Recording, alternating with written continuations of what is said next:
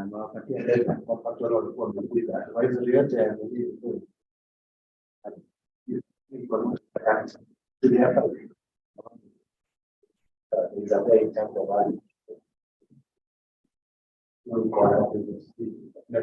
are important members. Now it's okay now. Can you hear me from here? Good morning. Okay. Good morning, dear participants from our universities and research institutions. My name is David Ngigi. I want to welcome you this morning for this sensitization on behalf of NACOSTI and on behalf of the Sti Mainstreaming Committee. We are glad to have you this morning. So we are ready to start as scheduled, and again we agreed to follow to twist our program just slightly so that we are able to capture and deliver the objective of this sensitization as planned for.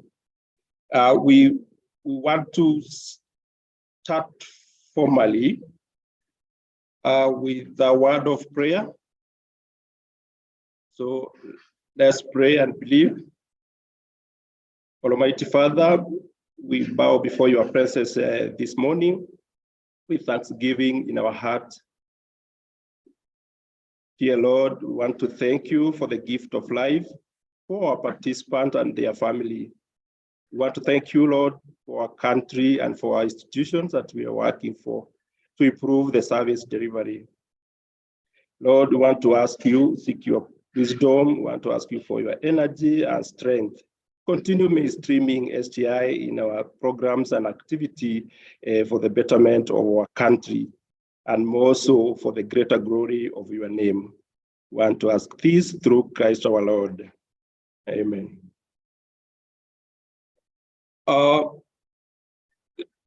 Ladies and gentlemen, I think we are set to start off now. I will also take this opportunity just briefly introduce our sessions, and for the purpose of capturing who is available, continue registering on the chat. On the Q&A session, you can put up your question, and our panelists around this session will make an attempt to respond to your concern.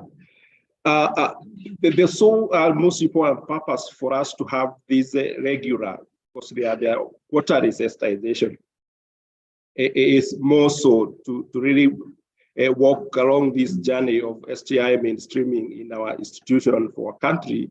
This session have been set aside really to really facilitate the ease of implementation of this STI mainstreaming indicator.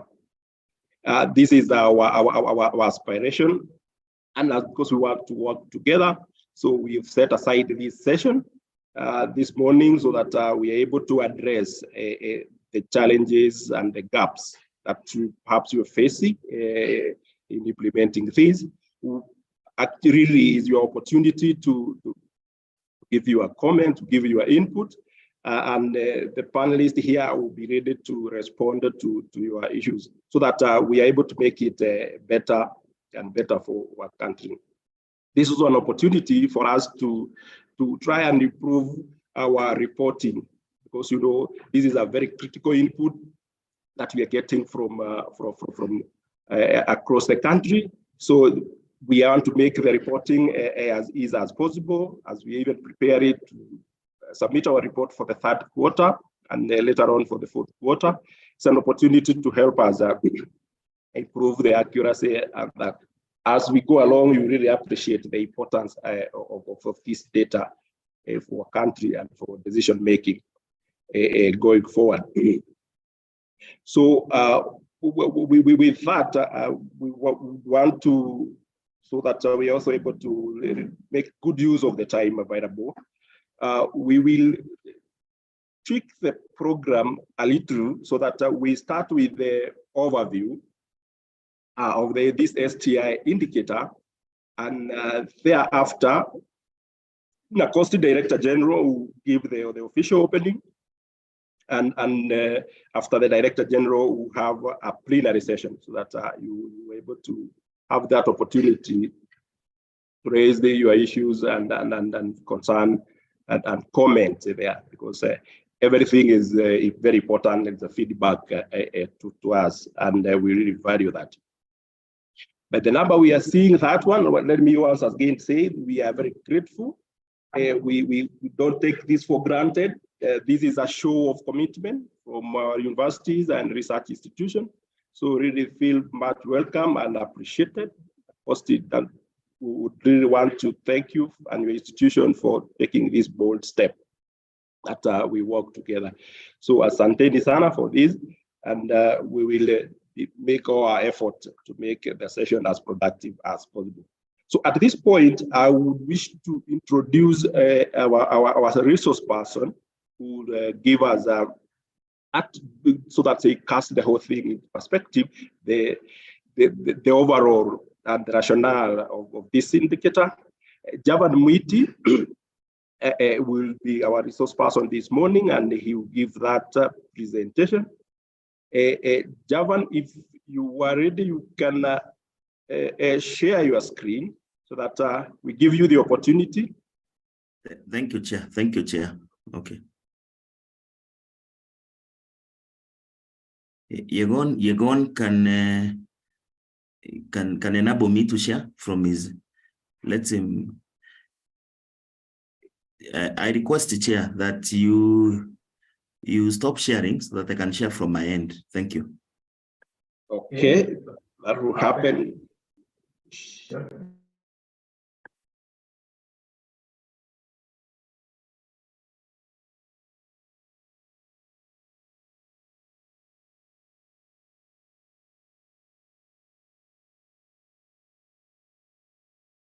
You can see it, Chair. You can see my presentation.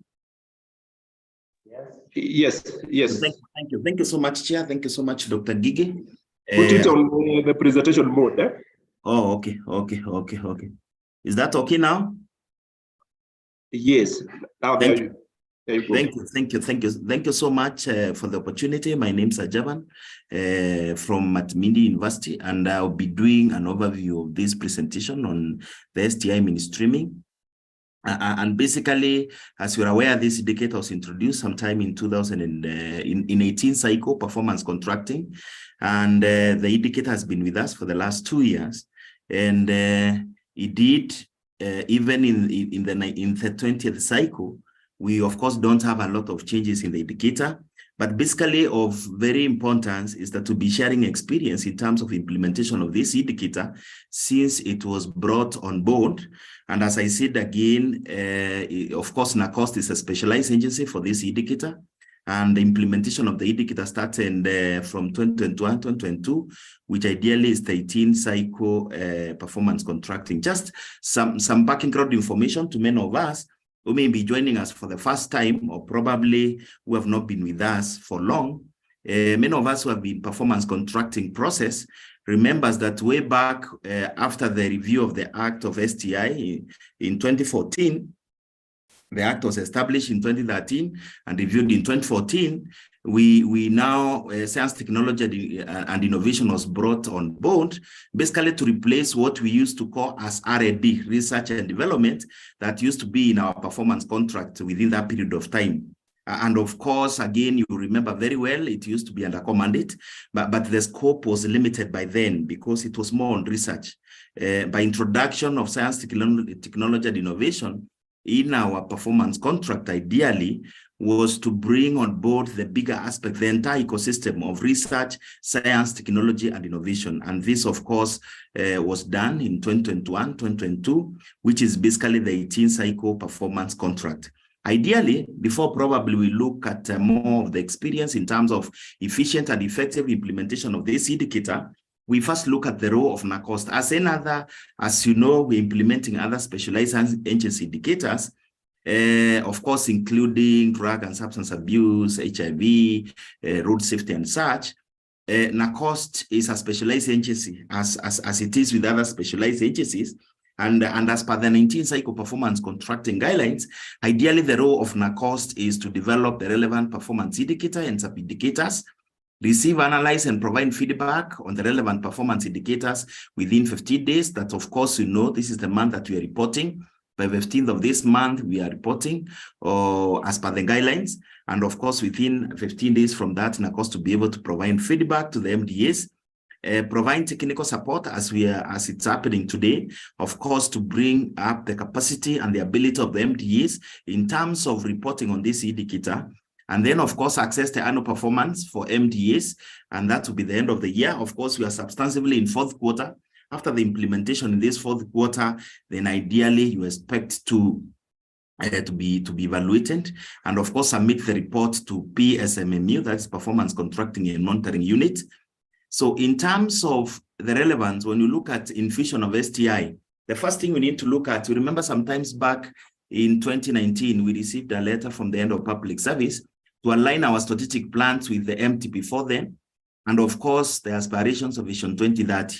MTP3, the Big Four agenda, MTP3 then, and Vision 2030. The idea is that after you aligned and harmonized with this document, then the expectation is that if you look at MTP3, 90 or 70% of MTP3 is about science, technology, and innovation. When you look at Vision 2030, STI, science, technology, and innovation, is an enabler number 2. So ideally, and when you look again at the Big Four agenda, then, of course, when you look at the main areas within the Big Four agenda, then again, you realize science, technology, and innovation was part and parcel. So with the development, with the new development, I mean, with the MTP3 coming to an end last year, of course, most of us, I know, we have participated in the development of MTP4, which we expect to be released anytime. And from the development point of view of MTP4, you realize that again, science, technology, and innovation has been given a huge priority in terms of ensuring that the aspirations of Vision 2030, which of course MTP4 is actualizing on 5-year basis, they are all mainstream. So basically, when you look at our institutions, when you look at the demands of a 19 cycle performance contract on this indicator, one, of course, is to develop STS strategy, or you implement. Either you're implementing or you have developed. And of course, when you do that, you develop the roadmap in terms of a work plan that actualizes on scheduled basis what needs to be done when for you to be able to do that. If you look at the development of STI strategy, ideally, you realize you are borrowing from your strategic plan, which ideally was harmonized. As we talk right away, we have the bottom-up economic model or the government manifesto for the day, which ideally will be captured. Much of it has been captured in MTP4. And of course, again, we need to harmonize. You remember we received a communication sometimes back to harmonize our various planning tools with the government manifesto, ideally, which is the bottom-up, and which much of the aspiration of the bottom-up have been taken through the MTP4. So basically, when you talk of science, technology, and innovation, then it's it goes beyond research, because of course, research is a subset of science, technology, and innovation. So basically, for you to attain the objective, for you to ensure sustained growth outcomes, either from Vision 2030, either from MTP4 perspective, either from the government manifesto of the day, and of course your own internal strategic plans, then ideally we must focus on science, technology, and innovation is very critical, because you agree with me, and of course from other presentations that will be made, it will be very clear, even from a global perspective, at a national perspective, what the role that does STI play. So ideally, the rationale is to ensure that we are able to mainstream, we are able to ensure that that is taken care of. In terms of relevance, when you're looking at relevance, we are looking at science, technology, and innovation. In terms of mainstreaming in our MDAs, we are looking at our mandate. We are looking at exactly what needs to be done. And if you look at this indicator, it's only cross-cutting. It's the only indicator from a specialized agency, which ideally is under the core mandate. Of course, as I said, it replaces the R&D that we used to have, because if you look at R&D currently, the way we are reporting and STI, We actually, it's just a small, it's one of the activity that you undertake in terms of implementing science, technology, and innovation. So basically, looking at the mandate, and if you look at our performance contract, ideally, the first performance criteria is on finance. Ideally, where you have the budget, where you have A&A and such, ideally, that's where you are generating funds, where that's where you are planning to actualize your core mandate. And when you look again at your core mandate, that's again where we have our programs and activities to be actualized. And these activities, ideally, science, technology, and innovation is one of them. So basically, in terms of relevance, it's within our core business. When you look at what you do, if you look at Vision 2030 and the enabler number 2 is science, technology, and innovation, all of us are contributing to Vision 2030. We are contributing to Vision 2030 either through the MTP3 then, which has now been revised to MTP4, or either through the government economic, bottom-up economic model, where key activities and aspirations have been segregated for implementation in order to actualize the vision of the day, and indeed actualize attainment of Vision 2030. So science, technology, and innovation is a critical tool that has been identified, and that's why, of course, there is the requirement that we need to harmonize our strategic plan. I realize most of us are either developing our strategic plans, or we are reviewing, we are doing a midterm review, or we are probably coming up, our plans have come to an end, and we want to develop the new set. As we do that, of course, we are guided. Either we are using MTP3, MTP4 now, we are using the aspiration of Vision 2030 and our own mandate as institutions of higher learning. I mean, whether universities or research institution, then we bring that on board. And that is included, and that helps in streaming science, technology, and innovation. Where basically, in brief, when we talk about relevance of science, technology, and innovation, and from a practical perspective, of course, the first thing you start with is your individual strategic plan. And if you look at your strategic plan, when you look at the implementation matrix of your strategic plan, of course, it has been scheduled in such a way that you implement on yearly basis. Out of that, we develop our work plans. And the expectation is that already we have harmonized our strategic plans with the national development document, such as Vision 2030. And when you do that, automatically, as I said, STI, science, technology, and innovation, is already integrated as an enabler. So ideally, you have already identified areas that you want to push in that specific direction. Once you harmonize that, then of course you have your work plans, and your work plans, of course, these are annual work plans. We develop our pieces out of that, meaning again, if you look at keenly at this process, then in terms of mainstreaming and harmonization, if you have harmonized a document well, then you'll be able to capture the aspiration. Of course, we have STI strategy. And the strategy, again, you are getting it you are developing it out of your strategic plan, but segregating matters that are on science, technology, and innovation, areas that you committed, the objective that were developed specifically that touches on science, technology, and innovation. And of course, you are guided by MTP4, which we expect to be launched anytime from now. Then, of course, the Vision 2030 and the bottom-up economic model. These are all the helpers to have a smooth implementation. For example, if you look at this year guidelines, that's the 20th performance contracting guidelines that will be released anytime, you realize much of what I'm saying, by the time the guidelines are released and by the time we do negotiation and vetting moving forward, indeed this document like the MTP4 be with us. So it will be very easy to be able to anchor that. But because we're implementing, we have 1 quarter that is remaining, that is the 4th quarter that we need to implement, then of course, we ensure that we do all the activities that were scheduled for. We did a work plan. We did planning of these activities to be done on a quarterly basis. And as we report for that quarter by 15th of this month, then we remain with 1 quarter that we need to ensure that we report accordingly so that we have an efficient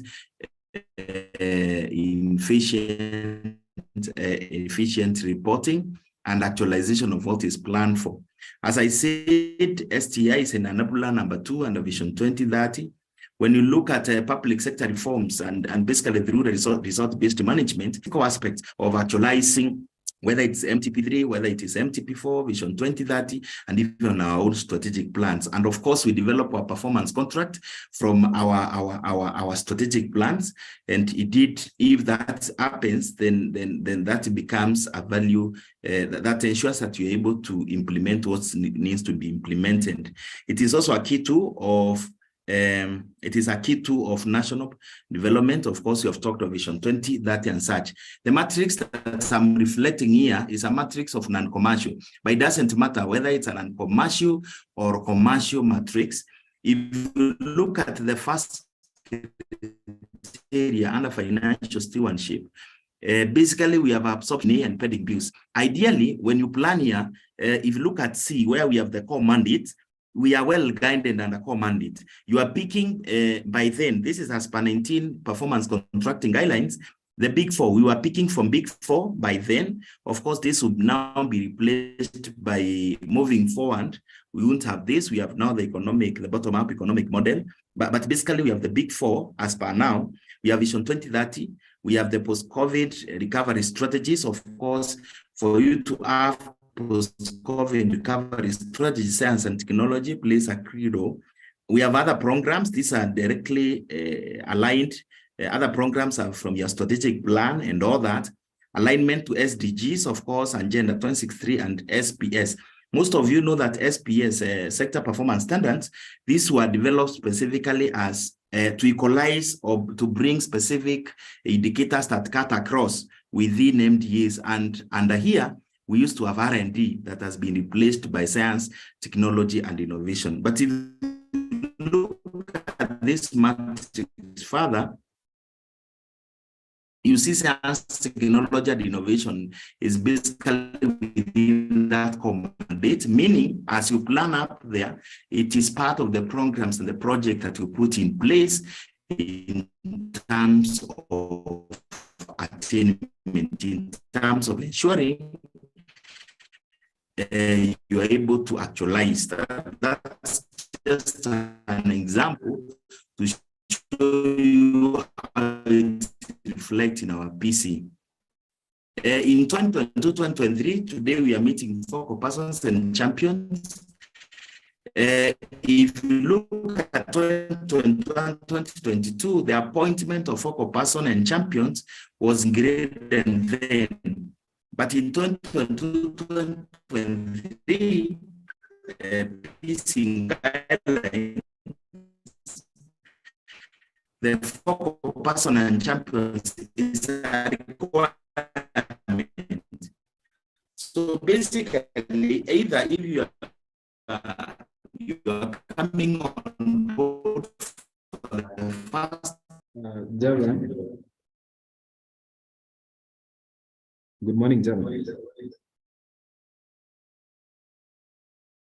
You're breaking from your end.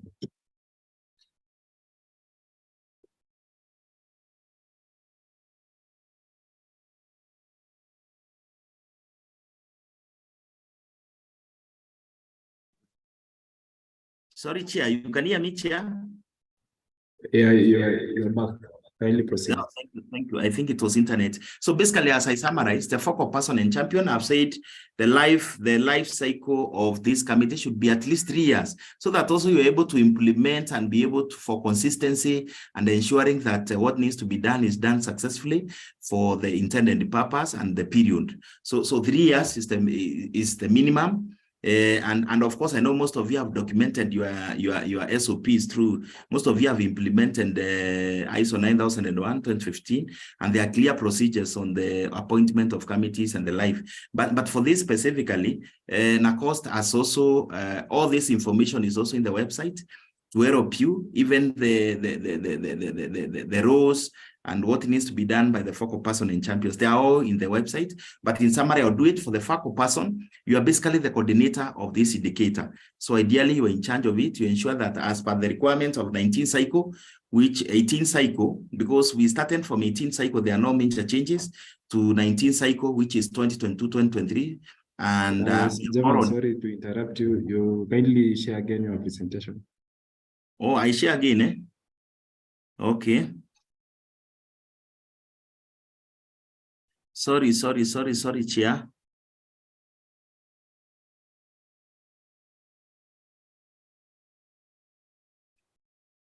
You can see it now, Chair? Put in the presentation mode and proceed. Okay, I'm doing it briefly. Is that okay? You can see it clearly, Chair? Yes. Thank you. So basically, I was saying the main role of the focal person is to coordinate and establish and implement monitoring and evaluation mechanism. And here, when we talk about establishing and implementing the monitoring and evaluation mechanism, in most cases, you know, your institution, of course, most of the institutions are performance contracting department or directorate, which already are reporting performance contract indicators in the wider platform. So it is always good to borrow from what is already existing so that you have an effective reporting mechanism. Of course, promote collaborations, promote STI. So basically what you are seeing for the focal person, and these roles of the focal person already we have communicated accordingly. Basically, you're in charge of this indicator. You ensure what needs done is done. So ideally, the requirement for consideration, and I'm happy already we have appointed focal person and champions, is of course to have someone in top or mid level management for obvious reasons, so that you can be able to canvas matters and technology and innovation effectively and efficiently within your institution. Basically, someone who can be able to make things happen and move. And I know that consideration has been taken in place, and that way we have focal persons appointed from different MDAs. Champion, basically, they ensure day-to-day implementation of this indicator. So ideally, at their low level, that's where they take it up and ensure what needs to be done is done. So ideally, and I know this is not the first time we are appointing champions, we have champions for other things in terms of change management, but ideally, these are people who ensure that they facilitate cascading of STI indicator, preparing and forwarding quarterly reports, providing timely information, and of course, supporting the focal person in actualization and in fulfillment and attainment of the main objective of ensuring that indeed this indicator is mainstreamed across the institution. So this is very critical, and champions play a very critical role. And of course, they also help in continuous monitoring and evaluation. You don't wait for the end of the quarter for you to start looking for documentary evidence and such. You ensure that what needs to be done is continuously done, so that at the end of it all, then the spirit and the body of what needs to be done is attained. Capacity building, like now, once we train you like today, we expect you also to do the same downwards and go to your respective area, build the capacity of others. You realize when the presentation of, I know you have been reporting, and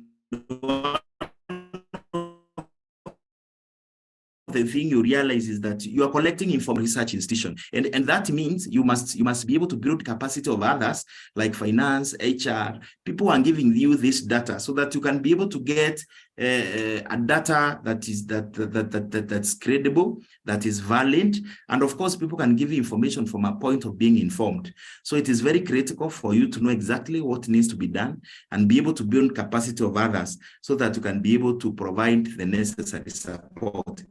The requirement for a champion ideally is passion. You should have a lot of passion. You should be able to transform and lobby others in terms of implementation of this indicator.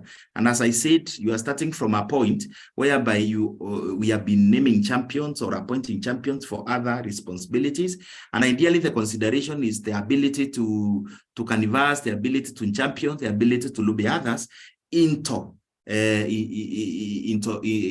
to ensure that implementation of science, technology, and innovation is done effectively and efficiently. This is also very critical because at the end of the day, you remember your document, the report that you're submitting to NACOST, the output that is coming out of you as an institution is becoming a serious input to NACOST.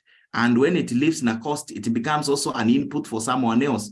The output that will come from NACOST will become an input elsewhere, meaning we must observe the requirement of the input.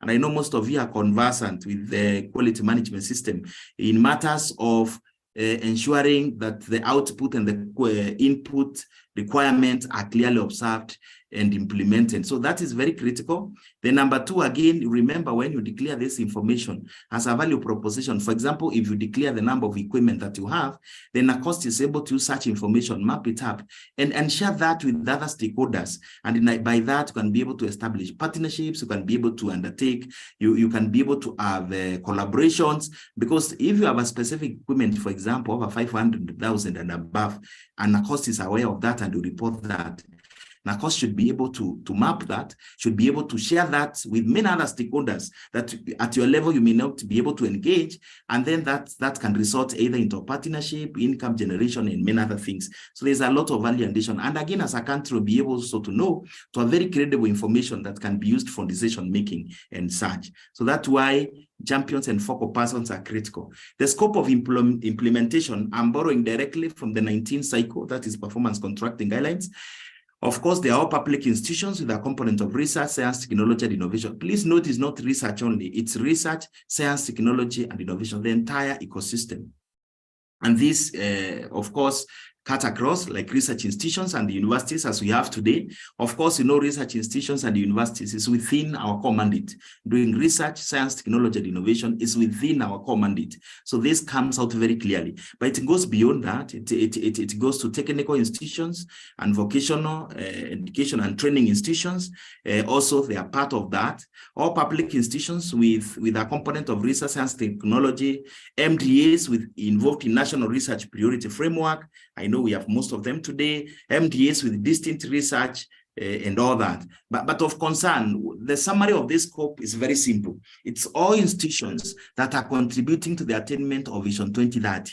Because as I said, when you go back to Vision 2030, it is very, very, very clear that science, technology, and innovation is a key enabler. So having that in mind, then of course, you realize it is almost everyone, all of us. If you're not so much in research, then you are in innovation. You have certain innovations.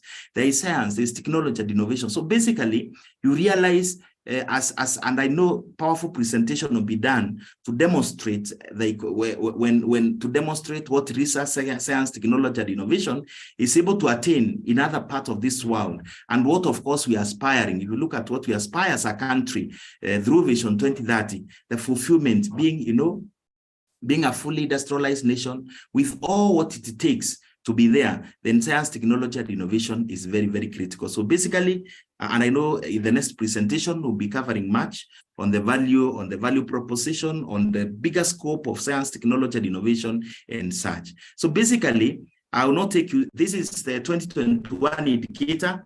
The 2021 indicator was very simple. You are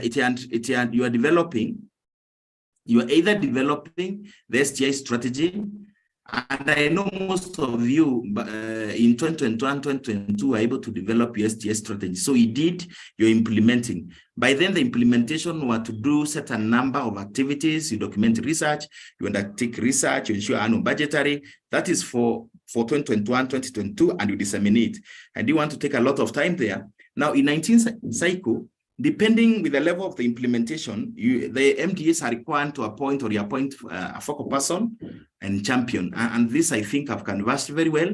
You are aware of that. You're either appointing or reappointing. And we say the committee life should run at least for 3 years so that the committee has enough time to be able, when you appoint the committee for at least 3 years so that you're able to actualize the purpose and the intention of this indicator adequately and sufficiently within a time frame of 3 years. So then you can also be reappointed again or appoint the committee depending on the situation. MDAs are required to. This year, you're either developing or implementing the STS strategy, full stop. So most of you are either developing, and of course, when you develop a work plan for the same. When you implement also, you develop an implementation work plan on how you want to achieve it. So most of you, I know you are now implementing. Most of you are implementing, they develop their STS strategy, they're implementing, but you have many of us who are developing. And then the next thing is, of course, to develop and implement the annual work plan for the STI. So you need to develop a work plan now so that you can be able to schedule, because when you look at the STI strategy, it has around 9 key strategic issues. And of course, you have the implementation matrix, which now you break down on an annual basis. If your STS strategy runs for 3 years, then you have every year, you have a work plan for each of the years, showing clearly what will be done. What is your priority? What in terms of budget, what will be done, when and how? So those questions are answered there. Then, of course, you submit to NACOST. In summary, as I conclude, I'm just looking, this is just when you talk about mainstreaming of science, technology, and innovation from an institutional experience and perspective, we are looking at the corporate planning, where you are planning, where you are doing the entire harmonization, whether of the departmental work plans. Of course, you start with your strategic plan, then you develop the annual work plans, and then the corporate plan. All this, the expectation is that within it, if you have developed the STI strategy, for example, then you have harmonized completely. Your activities to be undertaken are completely harmonized in such a way that you're able to say, indeed, you're implementing matters and activities of science, technology, and innovation. You have the PC itself, you have the guidelines, of course, that give the direction. And then when you go to the PC, then also you are reporting a GPCI. That's the bigger system that we report other performance indicators apart from specialized, even all the indicators in other ones. I know most of you will be reporting to NACOST by 15th and reporting all the same again at our GPCI. That's the integrated management system that we are using to report. And then, of course, you have the quarterly report, you have the midterm evaluation, we have a standard evaluation, we have the scores and all that. So when you talk of successful implementation or mainstreaming, we are referring to that. In terms of monitoring and evaluation, I'll not do so much on that because already this is very clear. We report by 15th. And of course, the only thing to note is that you need to observe this because even the wider guidelines, from 18th cycle now to 20th cycle, they are very clear on if you report lately, what the changes or what you lose as an institution, and we don't want you to lose. Please report accordingly.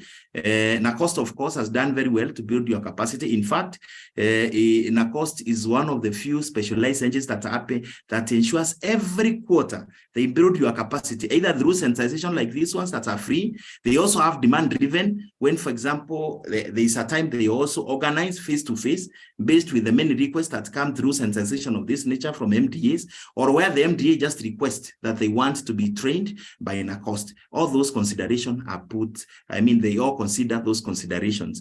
All these documents I'm talking about from the roles of focal person and champions, please note they're in the NACOST website. Visit the website, you'll be able to get all this information. Some of the challenges I summarize is good to bring this on board. Most of the challenges that we used to note as we're doing this sensitization from MDAs and from an experience perspective, of course, sometimes it's on low budgetary allocation. You realize like when you are negotiating your PC, and by the time that the budget is through, sometimes you didn't have a direct allocation. But remember, this is now a requirement. STI is part of your core mandate. So as you budget for the activities within the core mandate, the expectation is that you are able to do the same. And again, look at the expenditure. For example, universities, today we are dealing with universities and research institutions. Look at the laboratory, the money that you're spending in terms of equipment, the money that you're spending in terms of those research projects and programs that are running. All those ones contribute towards the 2%. And I know there's a presentation that will be done to show you clearly how this can be attained. So basically, in terms of mitigation, you can look at it from that dimension.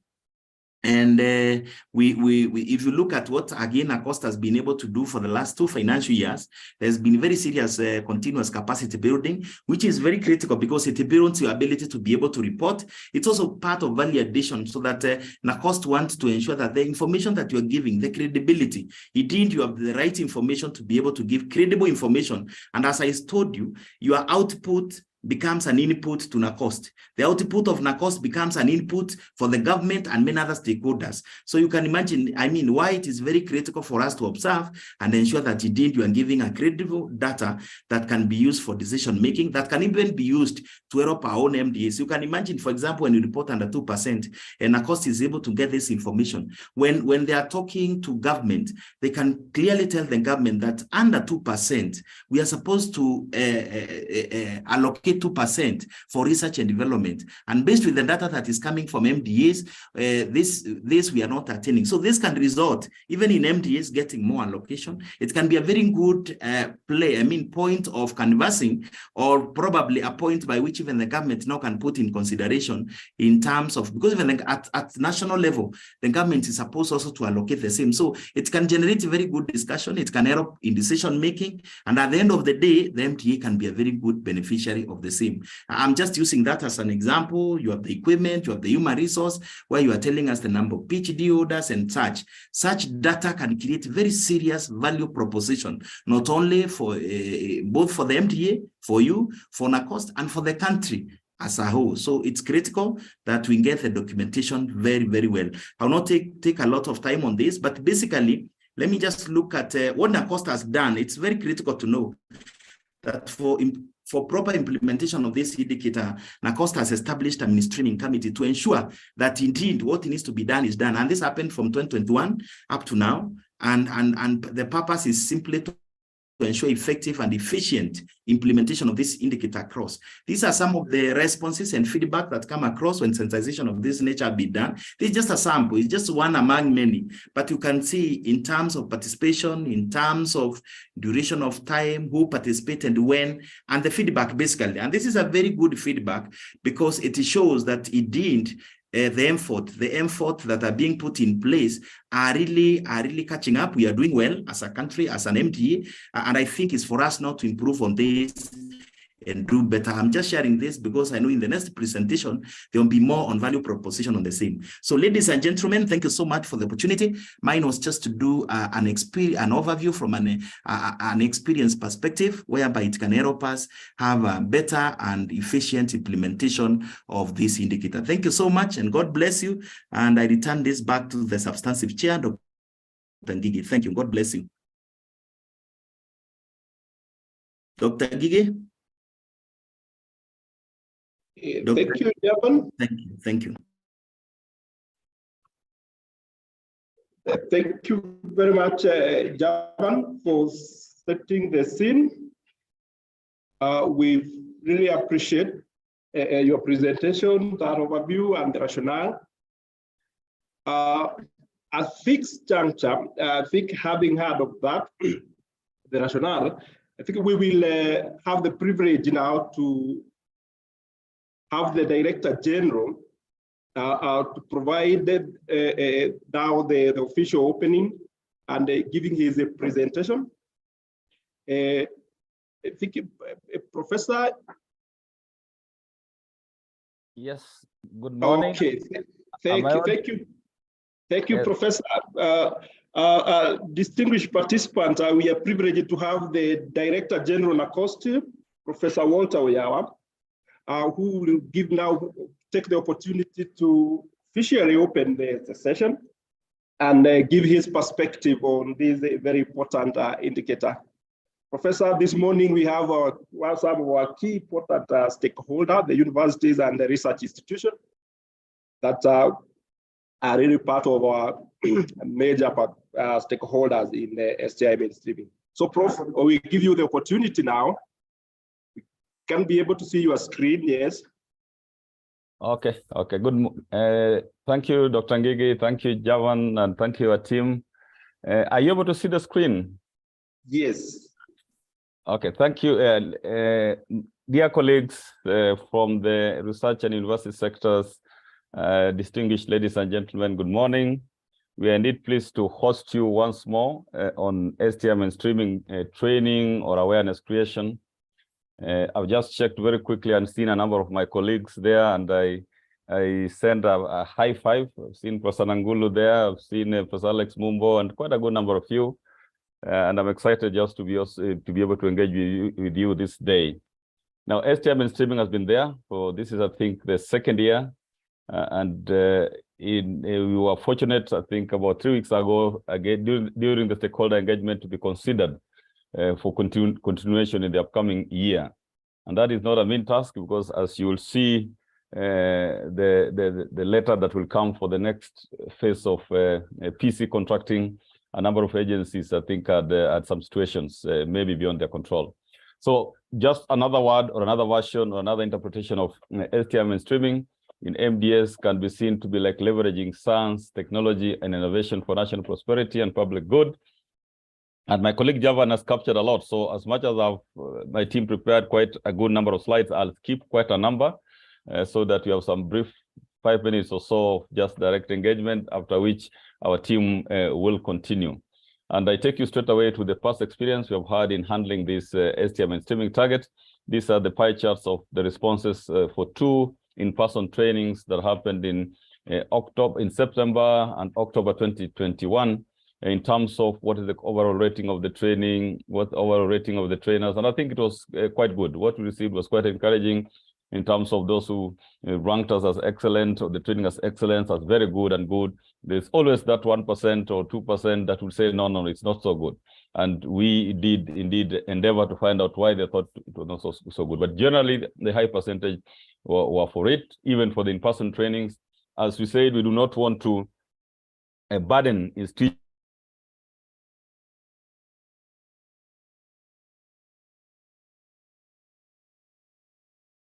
again with this training budget. So that's why we're conducting those. Sorry, I think I'm using my phone as a hotspot. So once in a while, there'll be some interruption. David, you can alert me when I'm off air. Am I on, David? Yes, DJ. Yes, thank you. Yeah, so I think our policy is to provide the online training or online engagement. But for those who, a number of agencies have been requesting for us to send them 1 or 2 experts, we have done that promptly. There was also a request for in-person trainings, which after these 2 in-person trainings, we have not managed to do that due to staffing levels, staffing issues, and so forth. But we believe that come July and in the next cycle, whether the 20th or 21st cycle, we'll be able to undertake in-person training for those who desire. For those who feel they're comfortable with the online, we'll continue to do that. So I'll go straight away to the on that, the lessons learned during the STI Mainstreaming training for MDS. What we got and was recorded at the end of each of this training was that there was widespread interest among stakeholders following demand-driven online and in-person trainings. Participants requested for in-person trainings. As I said, we apologize, we have not been able to give this, but come July, we'll be able to offer this, that we'll be able to offer both in-person trainings and online training. Another element that came out during the trainings was that collaborations among us STI stakeholders, MDS is key, and this is very much in line with the government approach of whole government approach, that we cannot afford to have institution A do their business, their core business alone, institution B do their core business alone, NACOSTI doing its own core business alone. And I remember, I think last week when His Excellency was launching the Public Service Commission interns and the National Question Report, he talked of whole government approach, where agencies will be brought together to tackle a certain issue that affects Wanjiku, that affects public good. So STI Mainstreaming, we strongly believe, is the best medium, the best platform, which brings all of us together. STI is apolitical, and by STI I mean science, technology, innovation, please. I think it has other meanings, but for now, and that's why we are adding even R. So we talk of RSTI. It's the best medium to be able to bring people together. And I know at East African level, under the East African community, they established the East African Science and Technology Commission solely for the purpose of regional integration. So it's the best medium for integration. It's apolitical, and it's based on facts. It's based on evidence, scientific evidence, and that means there are less stories into it. Also, what came out during that training was that STI Mainstreaming reporting tool to be rearranged and digitized. We have heard our stakeholders, we have done that. We have digitized this. It's now very easy to enter. Initially, on the first attempt, and I want to highlight this, there are several tables that you fill. It might look a little bit of some work, but it's only once. And as we say, our team is willing to visit you at no cost should you find it difficult, but largely is mostly the data that you always give to the National Treasury, budgetary data, or the data that you give to the Public Service Commission, which you want to bring them together. Once you are filled for the first time, the subsequent quarters, what we'll need is the change. You'll get to the same forms and say that if you had 1,000 staff in this quarter, you have already added 2. So we'll just go to the box and add those 2. The rest remains the same. So this is what I wanted to really bring to your attention, that initially it looks a lot, but once you're fed in that data, is very important. And that data is not for NACOSTI. Yes, that data speaks into a number of Kenya's competitiveness globally. And as you know, competitiveness determines our value proposition. You have heard of my colleague Javan talks of value proposition. And that's the question you'd ask, why do we take this data? You must be aware of Global Innovation Index. You must be aware of World Competitiveness Index. You must be aware of ICT Index. You must be aware of all these are technology-based. So rather than have bits and bits, like the Ministry of ICT taking their data, the Ministry of Agriculture taking their data, STI mainstreaming is the best, that we can bring this data in one pool and give access to all of us, like the number of researchers, the number of professors, the number of lecturers, the number of technologies, and so forth. Then also as part of the lessons learned, that STI focal points and champions have a major role to play. And indeed, we have been in touch with you.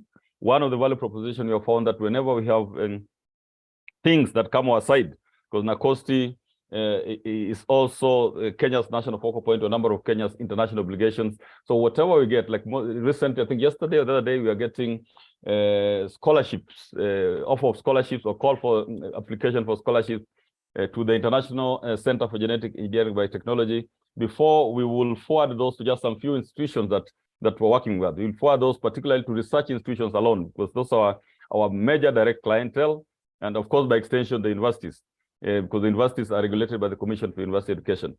But when it comes to research, I think NACOSTI regulates research, science, technology in the universities, in kindergartens, in private schools. And if you look at even, and it's good, my colleague, Professor Nagulu, is there, whom we work with at CUE, the Universities Act is very clear that the Commission for University Education will regulate higher education. But when it comes to research, the word is promote, because there's another agency that regulates research, science, technology, innovation. So those are the experiences learned. And as part of extending the engagement, as part of, in the wake of COVID, there's so much happening as regards STI, Science, Technology, and Innovation, or RSTI. We have benchmarked with UNESCO. We'll also be offering STI professional certification, again, based on interest.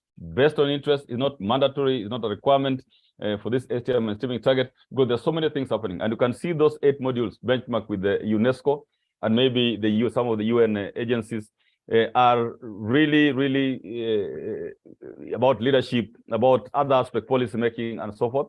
Like module 1 is what talks about STI mainstreaming in MDS in rapidly changing times.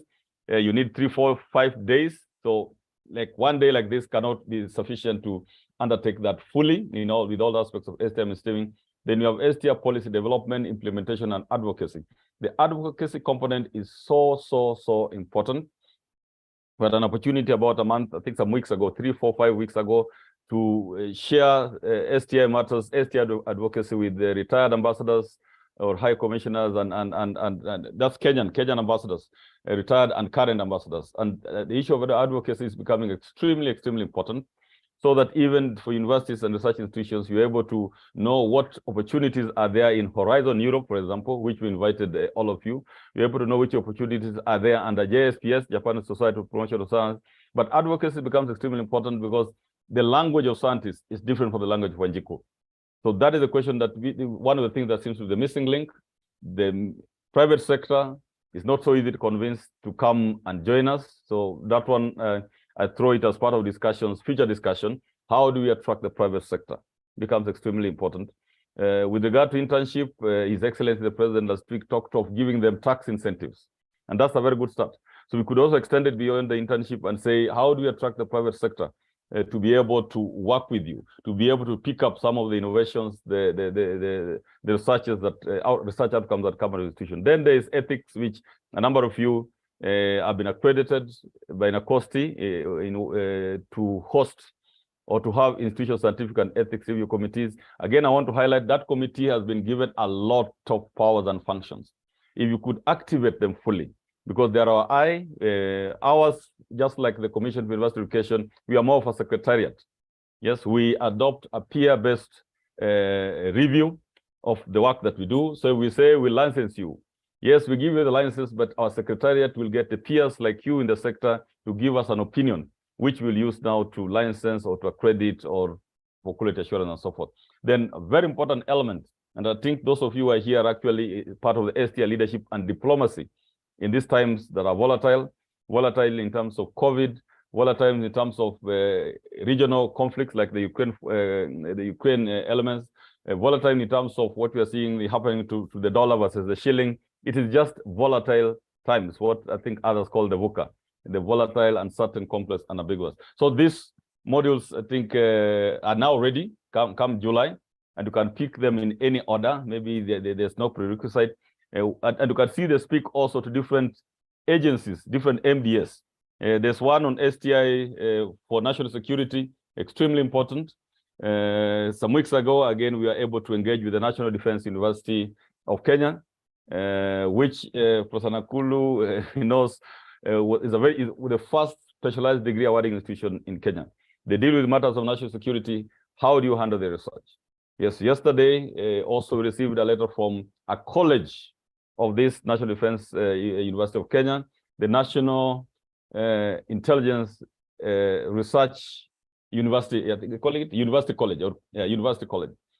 How do you handle the research being done by the intelligence community? Because some of them are classified information, and we are yet to engage with them on that. So science and technology cuts across. It cuts across. It speaks to national security. It speaks to public safety. Then it speaks to inclusive, sustainable development. Then now I come to the question, which I've thrown maybe several times. Forgive me if I'm repetitive, but I'm assuming there are those who are attending this for the first time. Africa is blessed, and I don't have to shout it loud. We all know 20% of the Earth's surface is home to 1.3 billion. I don't know whether the world population around 5-6 billion now. So we take a 6 or so, or there, around there. Yeah. Then we have also young people, almost 60%. The very reverse of the global north, where it is the aged people above 65 years of age who are in the majority. How do we convert this young force to be able to be a wild talent that we can export to all the countries? And by so doing, of course, increase our competitiveness. Now, what is the worry is data, which you can Google, by the way, that despite these riches, Africa produces only 3% of global GDP. Of course, our growth trajectory is much later than the others, but it's time again that we're able to show that there's growth every year, that we're heading towards being competitive compared to those who have been there ahead of us. Then you also see that Africa contributes just 2% of world research output. This is very specific and of great interest to you delegates who are here today. This speaks to research institutions. This speaks to universities, university colleges, and even the middle-level colleges. Only 2% that Africa contributes towards world research.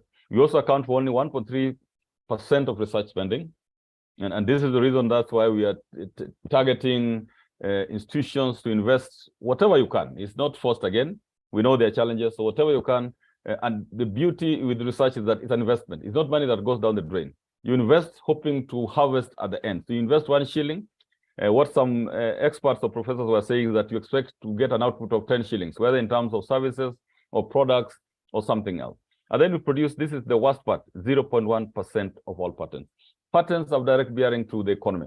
Patents is literally talks of the final product, which is going out to Njiku, going out to the economy. We are very weak in that. We are directly engaged, I think, with CALRO, KEMRI. These are institutions that we regulate. And I found like CALRO has a lot of work they've done, a lot of work. You ask them the patents, very little. KEFRI, the same. Kenya Marine and Fisheries Research Institute, and I hope you're there. Well, there is no interest. And they ask the question, what will I benefit out of patents?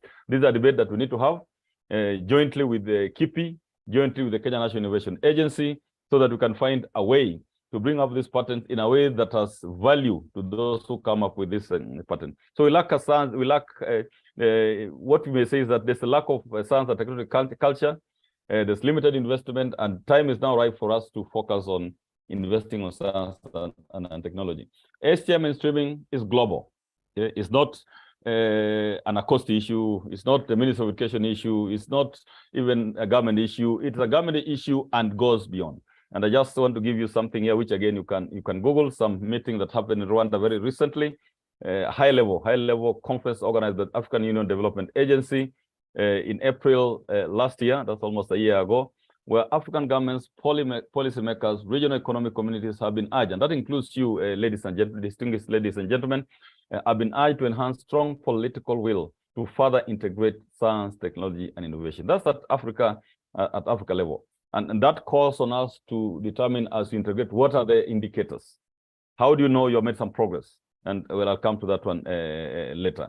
Now you come at the UN level. We are all implementing. If it was not for COVID, we'll be implementing SDGs. There's a lot of talk of SDGs. There's a lot of talk of climate change, which even for Kenya, I think you'll agree with me that the climate change has changed irreversibly. The times of knowing when the long rains will be there or the short rains will be there, or it's unpredictable, totally unpredictable. So something has definitely happened, and therefore our interest should be there if it was not for the interruption of COVID. You look at those goals, number 1, 2, 3, 4, all of them are literally STI driven or STI based, or whether it's food nutrition, whether it's hunger, whether it's healthy lives, whether it's ensure inclusive and equitable quality education. A key component, education that universities offer is a key component, because we're producing the next generation workforce, or even I could say the current generation workforce plus the next generation workforce. It's a key plank, and it's part of Sti mainstreaming. That's why I say it's not just about research. So you look at all this and you find science and technology is key to SDGs. And I'll just share with you a recent resolution of the Economic and Social Council of United Nations. This happened last year in July 2022. And this resolution was based on the recommendation of the Commission on Science and Technology for Development. As NACOSTI, we are Kenya's focal point for the Commission on Science and Technology under the United Nations. And this is what a resolution that they made very, very recently in July last year. And that the Economic Council recommends the following for consideration by national governments, yes, based on the recommendation of the Commission on Science and Technology for Development, that governments individually and collectively are encouraged to take into account the findings of the Commission and to consider taking the following actions: to closely link science, technology, innovation, and strategies of sustainable development by prominently featuring capacity building in information and communication technologies and science, technology, and innovation in national development planning. That is basically Sti mainstreaming. Everybody is talking about it. I think it has been escalated because of the COVID pandemic. At local level, again, you probably aware of this, as people were engaged in deep research, that Article 11 of the Constitution emphasizes the importance of science and technology in the knowledge-based economic development of the country. Why I'm emphasizing on these constitution requirements, global and so forth, so that we do not just do research for the sake of doing research. As a professor, I'll do research, publish, get promoted, and I'm very happy. But there's that moral question that you need to ask with my many papers or with my many, whatever you call it, whichever way, presentations and so forth. Has this that I've done or you have done or we have done trickled back to Wanjiku? And you know, Wanjiku is now a fairly angry and hungry person, seeking to get the products out of research institutions and also university. And that actually basically is our value proposition. Something I'd want to respond to at this juncture, the funding that is supposed to support RSTI from the National Research Funds has been dwindling. It has been, I think, before I came to NACOSTI, it was like 1.7 billion, I'm told. Then it went to 1.3 billion. Then it went to 700 or so million. As I'm speaking now, it is just 330-something million. And being in the board of NRF, I think the entire last year, I think the CEO, the then CEO, spent a lot of time engaging parliamentary committee, national treasury, and so forth. At the end of it, what was coming out is that we don't see you. Yes, for any 1 shilling put by NRF in research, which a good number of you have received that fund. Are you able to quantify it up to the end? Yes, you'll be able to say, okay, we have published some papers. That is good, by the way, and it speaks into Kenya's global index. But that is good, but maybe not completely good, because until it goes beyond that publication, it ends up into a patent, which now speaks to WIPO's Global Innovation Index. And by patenting, it means there's a product out there to commercialize or extend. Not all outcomes needs to be commercialized. I think there are those to be commercialized, the others to be extended to our people as part of public good. So that is the question. That is the question we are told that as the university sector, as the research institute sector, we don't have a strong value proposition for us to be given the 2% that is specified or provided for in the Science, Technology, Innovation Act. And the treasury person, that's the informal, telling us you can put anything and it can be in parliament, it can be in the act. But at the end of the day, the assumption that when parliament approves the 2%, if it's given to you, it should trickle back to Wanjiku. There should be outcomes. So if that outcome is not coming, that is being felt and tangible and visible, then it's very difficult to justify why they should allocate that. So in terms of that, I think part of that money is was moved to help to support, again, the same sector. At least it was not moved out of the ministry. Now there's a new CEO at the National Research Fund, appointed recently. The CEO of Kenya was appointed, I think, a year ago. also joined NACOSTI, I think, now approaching almost 3 years ago. So there is that attempt to revive if that fund can come. But until we document what we have in form of exhibitions that end up to Wanjiku, it will be very difficult for even Parliament to insist that that 2% is given. I know that 2% is well captured in the government manifesto, current government manifesto, and His Excellency at several forums have really indicated that there's a strong desire, if funds are available, there's a strong desire to really allocate that. But even when it's allocated, the question is what will be the end product? So as NACOSTI, as a regulating agency for the science, technology, innovation sector, we are strongly encouraging consortia approach, whole government approach, consortia approach, multi-sector approach, multidisciplinary approach. So that NRF, when they're funding, they don't fund small, 100 researches, bits and bits and bits. You'd rather have one research, powerful one, which affects the country. Then the following year, you do that. Then there could be other funds, of course. There could be other funds which are now dedicated to PhDs, that are dedicated to our initial basic research and so forth. But the country is hungry to get products. Otherwise, we'll be dominated from foreign. So that is hinged on the Constitution. Vision 2030, as Javan mentioned, is very strongly pro-STI. It is anchored on STI.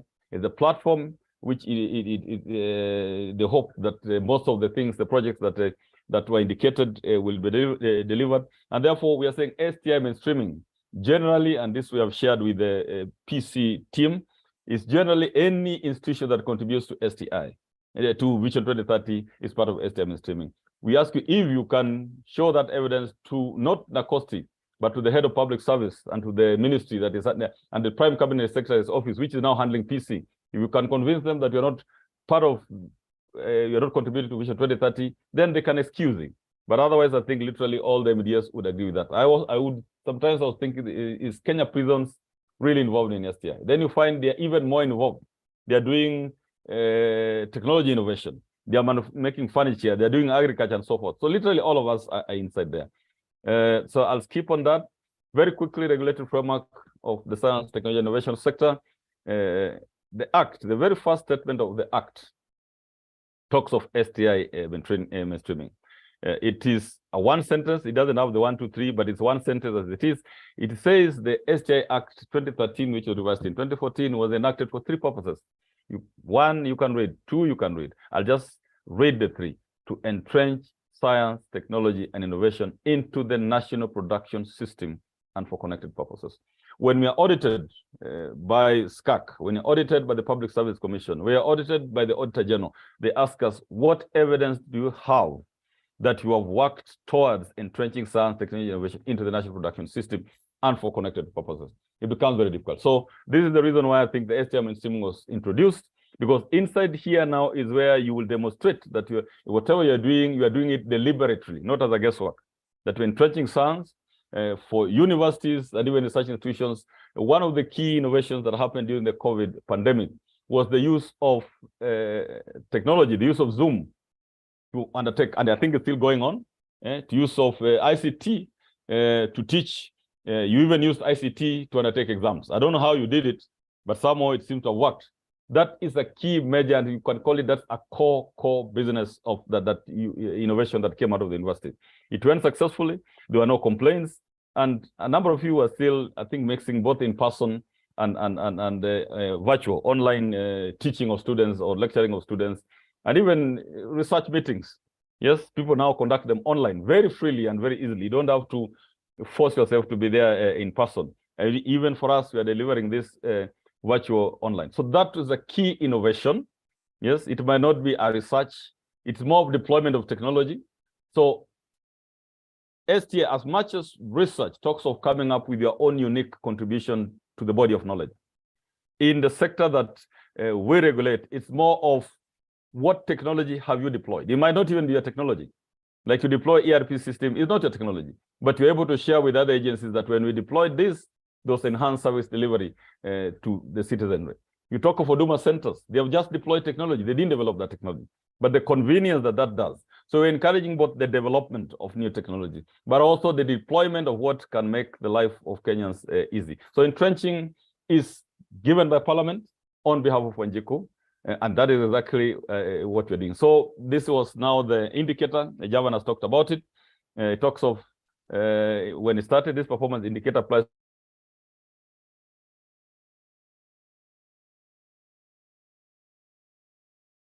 all MDS that have a specific mandate on. Look at the one. We have been asked that question, not from this sector, but from, sorry, I got some interruption.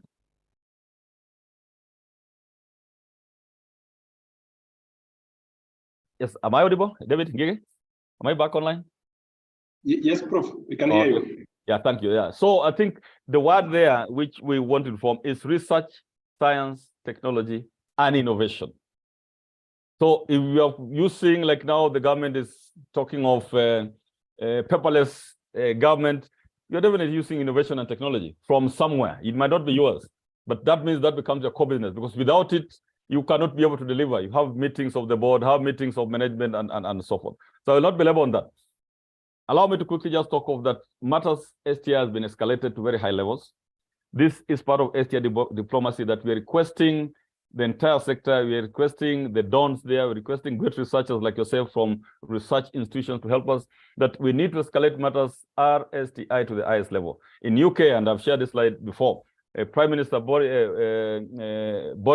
Johnson in 2021 established the Science and Technology Council, which he was chairing himself. What was the product of that? The product of that was that at the very highest level, he was able to make a decision to allocate 2.27 trillion Kenya shillings for that one financial year. Yes, so compare 2.27 trillion Kenya shillings for R&D, which, as you know, was going mostly to universities and research institutions, compared with the 330-something million of NRF, which you're all supposed to share. Yeah, there are over 23, 24 research institutes. There are 70-something universities in Kenya. There is Tibet institutions. You are trying to share this 33. It's not even 300 million, because a big part of it, maybe 250 million, is going to be used to pay salaries of the staff at NRF. So maybe you have 50 million to share among us yourself. How far can it take us? So the element of STI diplomacy, the element of us coming together under STI mainstreaming and really shouting loud, and of course with evidence to the policymakers, that STI is key to our national development. And when we do that, we'll be able to escalate it to that level. So UK is really escalated. China did a grand experiment on STI, and they allocated 2.4% of their GDP to research. China's GDP is massive. So you can imagine how much money they put in. What was the purpose of doing this? It was not only for economic development, ladies and gentlemen. It was also for national security leadership globally. It was also for their own public safety, although they were hit very hard with COVID. So these are deliberate heavy investments, not free money given to researchers. No, it's investment. You are given 1 shilling and we are told we expect this at the end. The challenge that we have, which again I request all of us to have, is that we get money, we do research, we do what we want, we write a report, and it's all over. We are not, the Oyawas of this world and the others of this are not called to account that you said you'll produce a ventilator at the end. Where is it? We are not called to account. So I've done a research, I found that maybe it can work, maybe it cannot. Then it goes on and on. In China, I think, and then they adopt maybe some sort of very strict discipline. And the same applies to Japan, where some of us were there for a while. If you don't give outcomes, you are either blacklisted or something. It's because it's morally wrong. So time has come where we have to figure out that, oh, fine, I'm asking for money for research, but can I commit myself on pen and paper that if I don't produce this product, then there'll be sanctions on me? When we do that, probably we think the money will increase when the money comes. That is, now there is a global sort of research. So China is there. US, highest level of government, the parliament. Yeah, you can see the US under what they're calling the Chips and Science Act, very recently also, July 2022. Yeah, authorizes multi-billion-dollar budget increases over the next 5 years for federal funding. Let me just shift this. For federal funding for research agencies. This would have been very good for you if you are in the US, the research institutes, the universities, and so forth. Because this is next 5 years to federal research agencies, including the National Science Foundation, the Department of Energy, and the National Institute of Standards and Technology. Now, the multi-billion, the amount of money is 33.3 trillion Kenya shillings. Again, compare with the 300 million that we have as NRF. This is done in parliament at the highest levels. And not only that, even the US presidency is highly involved in matters of science, technology, innovation. When President Biden took over, these were his 5 priorities. So read them. They are quite similar to what I think also would have been our priorities, but they start with priorities. What probably we have been doing in the past is allocate money for research, and we don't even know the priorities. And ladies and gentlemen, I just want to inform you, if you log into our website now, and which is the mandate of NACOSTI with stakeholders, we have given what we're calling not the research priorities, but the science, technology, and innovation draft priorities approved by the NACOSTI board for engagement with stakeholders. So this is like the initial part of engaging. We'll write to you formally, please write back. Some of the challenges sometimes we have with my colleagues, the sector that I belong, that's the universities, is that they'll be asked, give your comment, then they'll be quiet, then be quiet. And when now the whole thing has been accepted by the other sectors, is being implemented, then they say, we were never consulted. And it becomes now a political, we convert science into a political issue, a political discussion, and we all lose at the end of it. We all lose at the end of it. So we'd rather have critics at the early stages. We remove what needs to be removed, we add what needs to be added, and of course, based on facts, based on benchmarking. But this is highest level of STI diplomacy, where President Biden, after he took over in 11th January 2021, when he was launching or appointing his science advisor, he gave the 5 priorities, and I've shared this before. Now, with this now came the annual allocation. It comes from the presidency, by the way, where they allocate funds, and they allocate funds and areas where those money is going. You don't allocate 2% of Kenya's GDP and leave it vague. You need to say that it's going to go to Calro and Kemri to do ABCD. It's going to go to Kiridi and Bomet University College to do this. It needs to go to Teachers Training College, blah, blah. You need to say clearly that it's going for this purpose so that we don't start haggling over the money once it's declared. That's how they do it elsewhere, and I think we could benchmark on that. So US has a lot of interest on that. And I wanted just to show you how I also learned.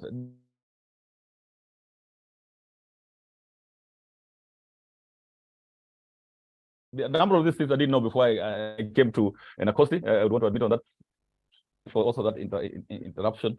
Yes, the US science advisor was appointed, I think, in 2021. I think he has now resigned to undertake other matters. He talked of the secret of America. He says for 75 years, America has led the world in science and technology. That leadership has had profound benefit for our national security. So whereas, as we are being told, focus on economy, for them it is national security, health, and economy. That's how STI is serious. And when you escalate it to that level, it becomes even easier now to say, National Treasury, please, can you allocate money? Because this money, even universities are going to work very closely with the national security sector. Universities are going to, and research institutes are going to work very closely with the health sector. Like in the health sector, we have Kemri. In the graduate sector, we have Calro as a lead specialized agency to undertake that. In the marine sector, we have Kenya Marine and Fisheries Research Institute. In the technology sector, we have the Kiridi. All these institutions were established in a way, in a very unique way. So if there's funding for research, there should be immediate direct allocation. That's our thinking. To these specialized institutions, then another level of funding for universities that also undertake serious research, and then another level of funding for MDS that also take research, like the National Construction Authority has a very strong research wing, but all this needs to be done in a consortium. But in a nutshell, America has led the world in science, technology, and that leadership has had profound benefits for their own national security, health, and economy. That's in America, and there's an organogram there on how the STI sector reports directly to the top. Why do they do that? It's part of the politics, science politics of getting the resources that you and me need to do this. So already a lot is happening. The same in Japan. You will see the Council for Science, Technology, Innovation reports the Cabinet Office, and by so doing, they are able to watch for their money. Like this 2% will be able to struggle for it. It will go through a lot of channels, maybe a lot of beating up. But if it's at another level, the highest level just issue what they call the directives that come. And Treasury normally abides by those directives. That please, it has been ordered that this amount of money be allocated to institutions, research institutions, universities for that purpose. So that is part of STI mainstreaming also. Those of you who are capable of helping us to undertake STI diplomacy would be very appreciative. I'll go back closer to home. Something, again, which you can easily Google. Uganda has really escalated matters of scientific innovation. 2 years ago, His Excellency President Yoweri Museveni appointed or established a special ministry called the Ministry of Science, Technology, and Innovation, MOSTI. 1 year ago, he directed that ministry to report directly to the presidency. What was the outcome of that? Another high impact elevation of STI by President Museveni. Yes, I was in Uganda, I think some months back on some other issue where we were informed that for this financial year, they have allocated Kenya shillings. In Uganda, maybe it's in terms of trillions, but when you convert that to Kenya shillings, it is Kenya shillings 15 billion to the Ministry of Science, Technology, and Innovation. That is what happens when you escalate matters of STI. That's what happens when you converge the way you are converging under STI mainstreaming, because at the end of it, we need resources. You'll find all our challenges is about lack of resources, lack of human resources, and of course that goes with money, lack of resources to undertake research, lack of resources for research infrastructure, lack of resources to train the staff who are going to do that. So they've allocated 15 billion, and they were talking of manufacturing medicine in outer space in collaboration with some of the global north countries. And they're serious, by the way, on this one. Why do they want to manufacture medicine in outer space? I'm told, I'm not a specialist in that area, but I'm told medicine is manufactured better in outer space because of lack of gravity. But this is what we say. Back home, I took some time out to find what His Excellency has the say of His Excellency on science. And he has made some very powerful statements before he even became president. And 2015, when he was a cabinet secretary, I think, he said, we are living in a new age, an age of science, technology, innovation. The children under your care must compete in this world. His word is very clear. Then in let me just move this. Yeah, in 2019, His Excellency again says, we have to scale up our engagement with the science, technology, innovation space. That's why now again, STI mainstreaming come. That is the space, especially among our young generation. Science is going to rule the future, and you have to be ready. He talks of the world. It's about the world. It's beyond Kenya. And it has to be collective. No single institution like NACOSTI can be impact alone. So collectively, yes, science is now ruling the future. I think in the wake of COVID, when we were saying this, of course, we didn't know that COVID will come, but now it seems science seems to be ruling the future indirectly. So that's some of the tweets that I got from His Excellency. And most recently, I think now, when His Excellency, he said Africa, this was now advising Africa, Africa must increase funding for research and work with scientists to generate fresh data and ideas that can guide policy intervention to drive economic growth. This is for you, distinguished ladies and gentlemen. We need to pick this up. We need to put our case, because he has said it, opened the door. He's now waiting for those who pass, and he'll come with facts. For those who have engaged with him, I'm told he's very, very meticulous. You have to justify. We will not just go to say that, we are a research institution, we need this money to do ABCD. You have to justify, you have to commit, and you have to say how that is going to impact Wanjiku. But the door is open. There might be limited resources, but we have to fight for those resources also, so that there's allocation to this other side of STI. So coming back very quickly, allow me just to highlight some of the things in what you're calling the scientific innovation system. 3 agencies are established: NACOSTI as the regulator, Kenya as the implementer, NRF as the fund. The roles are very separate. We have been having challenge, especially when we are called to present in the Presidential Working Party on Education Reforms. And the question was, what's the difference between NACOSTI, NRF, Kenya? The mandate is very clear. The challenge has been maybe due to the slow establishment of this institution, that some might end up duplicating each other's role. The same situation that you might find even in higher education, where there was some little situation between maybe CUE, KNQA, TVETA, and so forth. Those are always tipping problems of siblings, but the act was done in a way that these institutions are very independent. NACOSTI would not provide research fund. And people still think, they used to do it before NRF, but we don't provide that research fund. We don't provide conference funds. That's the work of NRF. In fact, it's NRF who also funds NACOSTI when we undertake our annual conferences. On the other hand, NRF does not regulate research. It funds research. So those are the confusions that are there. They rely on priorities as guided by NACOSTI and the publics. Yes, but sometimes somebody can go a little bit overboard and undertake the function of the other. This is the principle of separation of duties, where NACOSTI cannot regulate and also give money, or it cannot regulate and also implement. Kenya National Innovation Agency does not regulate innovation. Yes, it does not regulate innovation. They implement innovation. They manage they call the innovation system, and it's guided how they manage. They implement. So the confusion is what we are working on now, so that we are not seen as mixing up. But the roles are very clear. The Commission's mandate is to regulate and advise on the science, technology, innovation sector. Again, it's not regulate research. It is regulate the science, technology, innovation sector. Colleagues, you might wish to affirm that you are in the STI sector and therefore part of this. Very quickly, also highlight the function. There are 17. I just highlight a few. Some of the things that are live, that are active, that I thought is important that we share. Function number 1 has never been done over the years due to the teething problems that have been there, the operational issues and other challenges and so forth. We are doing it, I think, for the first time. And if you log on to the website, you'll see the draft. And that function number 1A is to develop in consultation with stakeholders. That's a keyword, in consultation. Yes, with stakeholders. The priorities in scientific, technological, and innovation activities in Kenya in relation to the economic and social policy of the government and the country's international obligation. And that's why, as NACOSTI, we are the focal point for a number of international obligations of Kenya that relate to RSTI. So there's a draft out there. The board of NACOSTI has approved it. The draft for engaging with stakeholders will formally write, but you can start preparing your responses. But please, as you do so, justify, so that we move out from the subjective element of what I think, what I feel.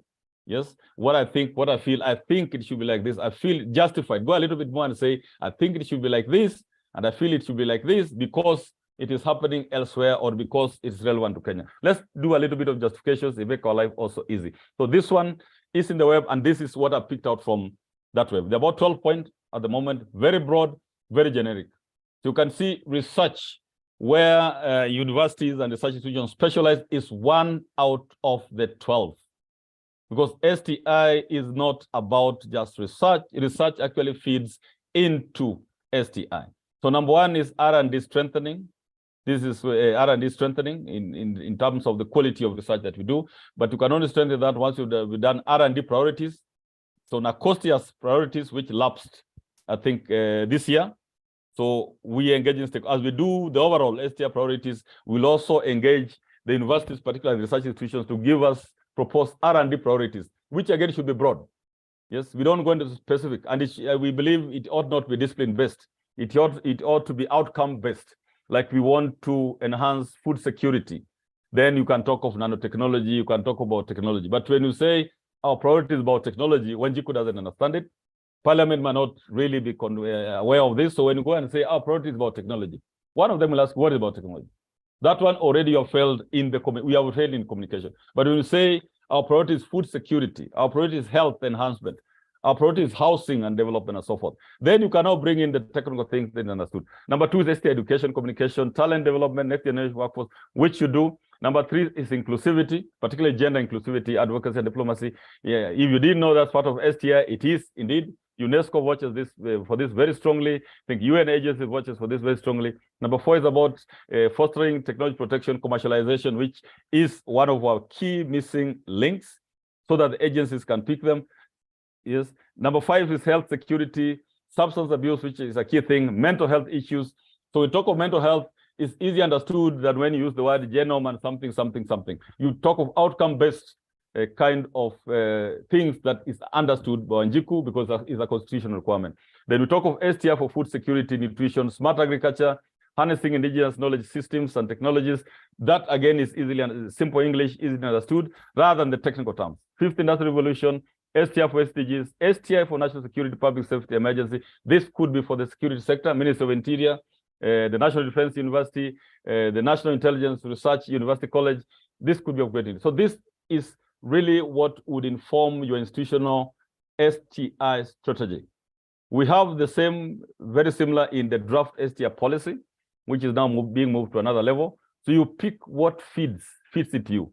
You talk of, like, if you're in Calro, food security will be extremely important. If you're in Kemri, health issues are extremely important. Universities literally cut across because they can undertake research on anything. If it's on national security, the Ministry of Interior Yes, they might not even be aware that they're in the STI sector, but indeed they are in the STI sector. All ministries, Public Service Commission or the Ministry of Public Service, they're in the STI inclusivity, education, and so forth. So when you pick this, then you're able to make your annual work plan.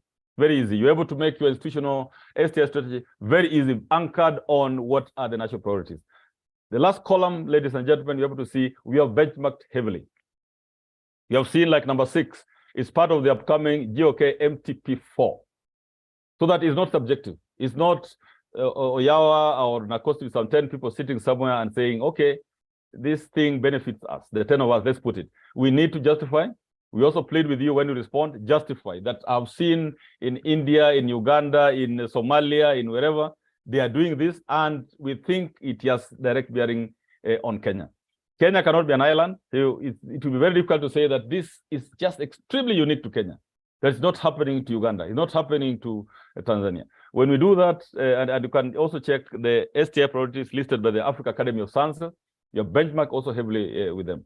So with this document, communicate to us, because the talk is that once this is approved, whether for the next 5 years or so, it is what will inform budgetary allocation to matter science, technology, and innovation, and even the things that have direct bearing to Vision 2030. The other parts of the Act, I'll just highlight very quickly, if you allow me, which a number of you might be aware, but I've always found, I was surprised that I never knew these things when I was the other side, which I still am at the university side. But this Act was done so well. It has taken a long, long time to implement it. The pandemic has brought it to the fore now. And I just thought we could share with this and maybe also get to experiences. Number 2, we are supposed to lead interagency efforts. That's what we're doing now. Number 3, we are supposed to advise the national and county governments on science, technology, innovation policy.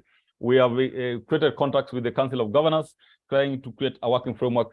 One of our things which could be good, which is a value proposition to universities and such institutions, we are trying to encourage the things that counties do, to write to their universities and research institutes in their counties to form teams that help them in their county development strategy, the things that are done in counties. We try to actually, we even wrote that as part of a report to the Presidential Working Party, that the institutions in various countries should be called upon to work very closely with counties. So this is some of the things we think are why we need this STI mainstreaming, to know what we are doing, so that we're able to say in Laikipia, which was doing very well in terms of innovation, have you involved in Kimathi? Have you involved this training college? Have you involved these research institutions and so forth? Then you can see yes with National Innovation Agency, National Research Fund to ensure funding and implementation of prioritized research programs. Priorities are determined, I think, through NACOSTI, in consultation with stakeholders, and is relayed to NRF. Then NRF will fund. But sometimes, because of the teething problems, you might find that is not happened fully. Next, at some point, I'll have to move faster. Yes. Number 5, ensure coordination, cooperation between agencies. That's what we're doing. We are known for number 6, ladies and gentlemen. Accredited research institutes. The research institutes that are here have been accredited by NACOSTI, including private universities. So far, STI mainstreaming is for public institutions. We are trying to see how we can draw in the private sector, without which, by the way, you cannot move. Yes, ISIPE is one of our top research institutions, accredited by NACOSTI, ILRI. There are quite a number of accredited ones and others that are applied for accreditation. We cannot complete this work without involving them. Then we approve all, I've copied word to word, approve all scientific research in Kenya. I know this has been debated. There were some clauses inserted in the Act, which again were overridden by other things. But to our understanding, and it has been confirmed to us, approve all scientific research. Universities have the power and research have the power to research. The question is, why do you need this element of regulation? The Act, again, not our team, is very clear that the criteria for any research is that it should not have adverse effects on national security. It should not have adverse effects on the lives of Kenyan public safety. You should not be able to steal the culture and IP rights of communities. And in this, I have an example of people in Okambani. We have some person who did actually go to school, but has the solution for snake bite. Yes, he knows you get a snake bite from this, you need this to counter that one. Now, suppose Oyawa takes that and researches and now tries to patent that knowledge of the people of Okambani. or the people of in Kisii, or the people in Bere. That is why you need that somebody, a second eye, just to check and advise you. If the Commission for University Education was doing this, if it was in their mandate, we would not bother. But you check the Universities Act very clearly, you will see that the Commission regulates education. When it comes to research, it promotes, because NACOST has been given that mandate. So this has been a debate, but we are very pleased with universities now for insisting your master's students get licensing, your PhD students get licensing. By the way, it also helps internationally. There are some funding agencies which will ask you, give us your last 5 publications. And when you give them, they say, show us the research license that it was licensed. So even internationally, that element of research license is an element of quality. In terms of money, people are saying NACOST is making money. I don't know whether you're aware, like if you license for a diploma research, it is 100 shillings. 100 shillings. Even to relay this in M-Pesa is a problem, because M-Pesa might tax you more than the 100 shillings or other things. So it's just 100 shillings. For the others, it's 1,000 shillings. Yes. And this again is the government approach for many years, cost sharing. Okay. When we tried to increase, of course, there was a reaction and we retreated. It was just trying to moderate, because we're being told to undertake this work like now Sti Mainstreaming. We cannot undertake it without money. Just like universities, you cannot run without student fees. And we're trying to increase student fees. And we're being supported to increase student fees. So we also plead when NACOST wants to add a little, just 1 shilling to meet the times, also support us as we support you to increase your school fees. So other criteria affecting nature will not affect nature. So this is the reason why research is done. So whether you do it at Cambridge or Calro, at Kiridi, it is simply an ILRI. Who checks on whether you're interfering with national security? And the evidence that is there, I think in 2019 or 2017, some interns were producing anthrax in one of the, I think, Kenya Medical Teaching Training Institute. Who checks on that? And as NACOST, we don't check, we refer it to the relevant security operators. So this is just basic check.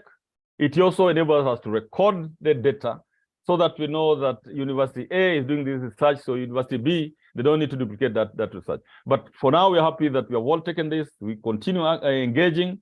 If you feel otherwise, there are very good avenues. You go back to Parliament and say, please remove this, and they will engage you, and you might be able to convince them. So this is, I thought I could share that with you. So it's captured in the Act. I will not read that part. And why I brought up these things is that on research licensing, that COVID took us to unprecedented times, loss of lives, loss of very many lives. Yes, and in the process, technology also came into play, where, as you can see in one of the photos there, people are using, I think this probably was in Italy. Just a minute, in Italy, this photo here, they're using robots to engage with patients, to monitor the temperature and so forth. So this was to save the lives of the doctors in Italy, when there's a lot of deaths that are there. But on the other hand, the ethical side of it comes. So every coin, it has the other side. How would a patient who's very sick feel to be engaging with a robot? Will it enhance his well-being and so forth? So there's the good side, saving lives of doctors who could have been infected. Then the ethical issues. Yeah? And this is where these ethical issues, now we have the Institutional Scientific Ethics Committee that is able to decide on the researchers that relate with drones, we relate with robots and so forth. And you see human beings are even being manufactured, where you can have a friend which is a robot, and you live with a robot in the house, chat with the robot and so forth. What is the ethical component of that? What are the moral issues of that? I have no answer, ladies and gentlemen. So these are some of the debates that we do. But I also wanted to inform that the coming of COVID has occasioned emerging threats to public safety, what they're calling emerging biological threats, locally and globally. And the interesting one is some news in the newspaper, Standard newspaper, I think 2 or 3 weeks ago, on the 21st. You might have seen this, you might have read this. Just trying to move something down here. David, I'm still there. Yes, Professor, you still yes, on? Yes, this is just some of the things that you are aware of. We have no answer to handle them, but we throw it to all of us, and Sti Mainstreaming brings us together to share this.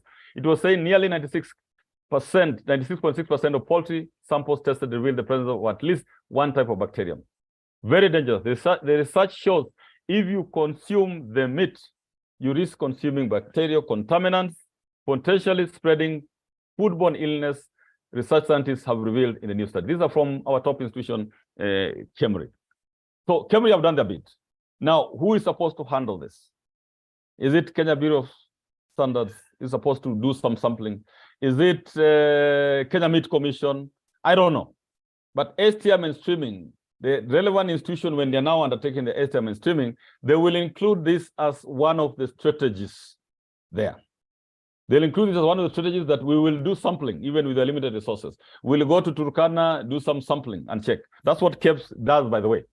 Now, in the absence of that STI mainstream, because it will report, we'll be able to report back to our employers that this matter is still prevalent. And these are the institutions which are supposed to work together to ensure that we are safe. This affects you and me. It affects your children. It affects your relatives. It affects everybody. It affects our security people. Yes. And you have seen the increased cases of mental health, even in the security sector. We do not know what is causing that mental health. But look at the exposure that we Kenyans have. Our balancing, I'm not in the biological field, but at least the basic, I know that our chemistry, our hormonal balance could easily be affected by some of the things that we consume. And if you move to the next one, there have been a number of these stories. Okay, in 2022, November 2022, herbicides, NGO sues over harmful herbicides used in Kenyan farms. The complainants want the court to order the withdrawal of that. Who is in charge of checking whether the herbicides are in order? That institution now will include that in their institutional STI strategy, so that it's captured, and you know when it's captured, it's also funded. The little funds you'll have will say we'll allocate funds at least for survey. If you don't do that in your planning, in your PC target, in your annual work plans, and so forth, there'll be no money allocation. So you'll find something has happened, people require a quick report, you can't respond because you didn't budget to go and send your staff to evaluate this. This is the purpose of that. And again, this is the purpose for research licensing. How did this kind of herbicides come into Kenya? And you can see what KEMRI is doing. That's the main purpose of research licensing. When we receive it, we don't have the capacity, we'll take it to some other groups of peers and tell us that, do you think this or this research needs to be approved when it's dealing with what they put there, the paraquat, all those names, the fipronil and so forth. That's a reason for research licensing. I have another one which I've shared before, 2021. How safe is the sukuma wiki you eat? Many of us were brought up, we grew up on sukuma wiki and ugali. Yes, and it was very fresh, very healthy, very delicious. Nowadays you taste, it has a bitter taste. Some people say some are brought up are in some other brought some waters which are contaminated and so forth. Who is supposed to check on that? Yes, who is supposed to undertake research on this? And when people undertake research, who is supposed to check that the product that comes out there in the field is actually fitted for consumption? So these are the issues. They are real issues, by the way, ladies and gentlemen. They are not created issues. They are not imagined issues. They are real issues. Kenya Bureau of Standards withdrew, again, on 22nd September, withdrew some 10 cooking oil brands. They didn't tell us why, that there must have been a reason. And you can guess what the reason was. At least this is an attempt. And for this reason, we were able to invite the CEO KEBS to join us in the annual convention, the Biological Weapons Convention in Geneva, and he sent a representative. And there, I think we're able to see what the rest of the world is doing in terms of trying just to monitor, to surveillance of the products that are out there. There are a lot of counterfeit products out there.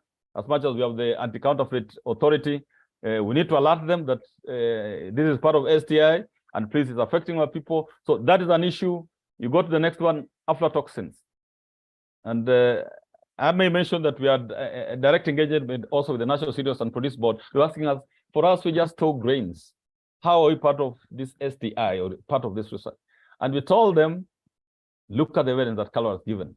That researchers in Calro have established that aflatoxins found in common cereals like maize, wheat, and so forth are becoming a major burden on Kenya's healthcare system due to their link with cancer. And we told them, suppose you are declared a national security threat or a public safety threat, because that's your work to store grains, or to advise people on how to store grains. It's now killing people, causing cancer, carcinogenic, and so forth.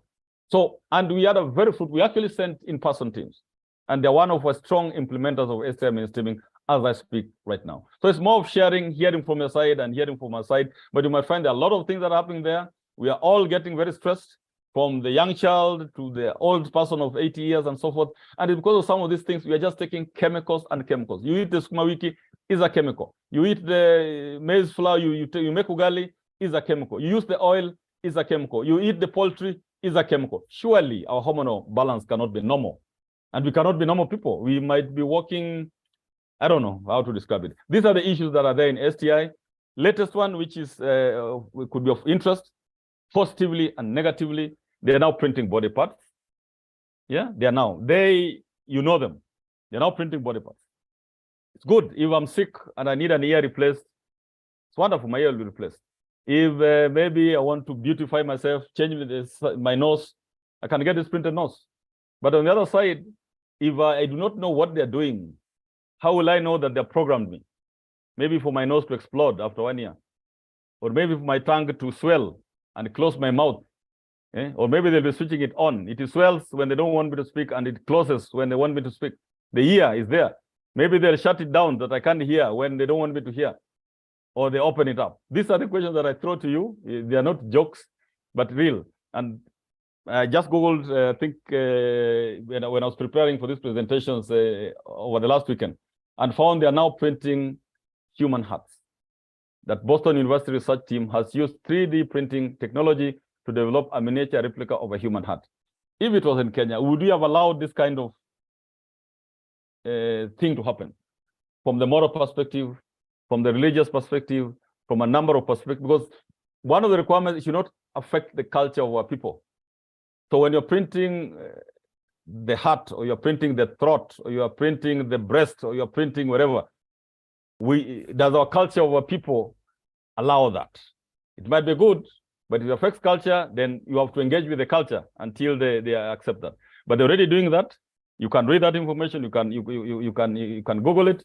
And then the other one, in the UK, a British man has become the first patient in the world to be fitted with a 3D printed eye. If that research was happening in Kenya and it came to Nakosti, we don't know what will happen. We'll engage, of course, we'll consult. We'll call the security teams, we'll consult the Kemris, we'll consult the publics, we'll consult parliament and say, do we approve or not approve this research? And that's why you need research licensing, so that I don't wake up and just start doing my things. Yes, I might be dealing with things that affect the culture of a people, or a religion of a people. Yes, or anything of the people. And the act is very clear. Yeah, there should not be adverse effects on the culture of a people. It might be technically sound, but it's affecting the culture of a people. The question with this gentleman, I think is called Steve. How sure are you, or even him, how sure that his eye is not programmed to explode? Or his eye is a working camera. When he's speaking to you, he's actually just spying on you. Yeah, talking to you, recording data. So everybody, I'm not saying anything wrong, but it's just two sides. Very positive, you have an eye, you can see. The other side, we do not know. These are the questions that ethical issues right now in research, science, technology, innovation that we need to address. Ladies and gentlemen, the other functions are there. You can read them: advice on science, education, innovation. Then in consultation with the National Research Fund, trustees sponsor national scientific and academic conferences considered appropriate. We are inviting you, distinguished ladies and gentlemen, to an upcoming second multi-sector conference on science, technology, innovation, which will be held at Safari Park from the 23rd to the 26th May. It will be multifaceted. It will have an interministerial high-level dialogue session where we pray and hope that some of our ministers will be able to discuss as lead discussants on the infusion of STI in their ministries. This, again, is part of that STI diplomacy, that it will help the MDS, or even those of you who are, and you can see I've invited the CS, the National Treasury. We are waiting for his confirmation, whether he'll be there or not. These are still a very restricted copy of this flyer, but you have also sent it to your institutions, inviting your VCs, even inviting you STI focal persons. So it has three components: interministerial high-level dialogue, where they'll discuss on infusion. This is meant for the ministers, the PSS, to allocate funds within the state departments and also within the MDS for matters RSTI. There'll also be the normal scientific and technical presentations where you and me belong, where we submit abstracts. So we've invited abstracts from STI focal persons and champions, fitting within the thematic areas. And the thematic areas this time are the draft areas of the STI priority areas. Then we have for TVET and other institutions, we have the annual exhibitions, including universities. And we are told the demand is likely to be very high because TVET institutions have quite a number of inventions or proposed inventions and so forth. But in these exhibitions, we're not only talking about what you have come up as a new thing. We are talking of what you might have deployed in your institutions to enhance service delivery, like the Oduma Center thing. So I know as dons in research institutions and universities, you always ask that question, what is it unique? Are you plagiarizing? But when you exhibit a technology that your institution is using, you are not plagiarizing because you will acknowledge that you have ERP system, which has come from Microsoft, and we are using it for these purposes. So you are not saying you own it. You're just saying this has been used to make life easy. If you are from the medical institute, like Cambridge, you're able to say, this is the ventilator.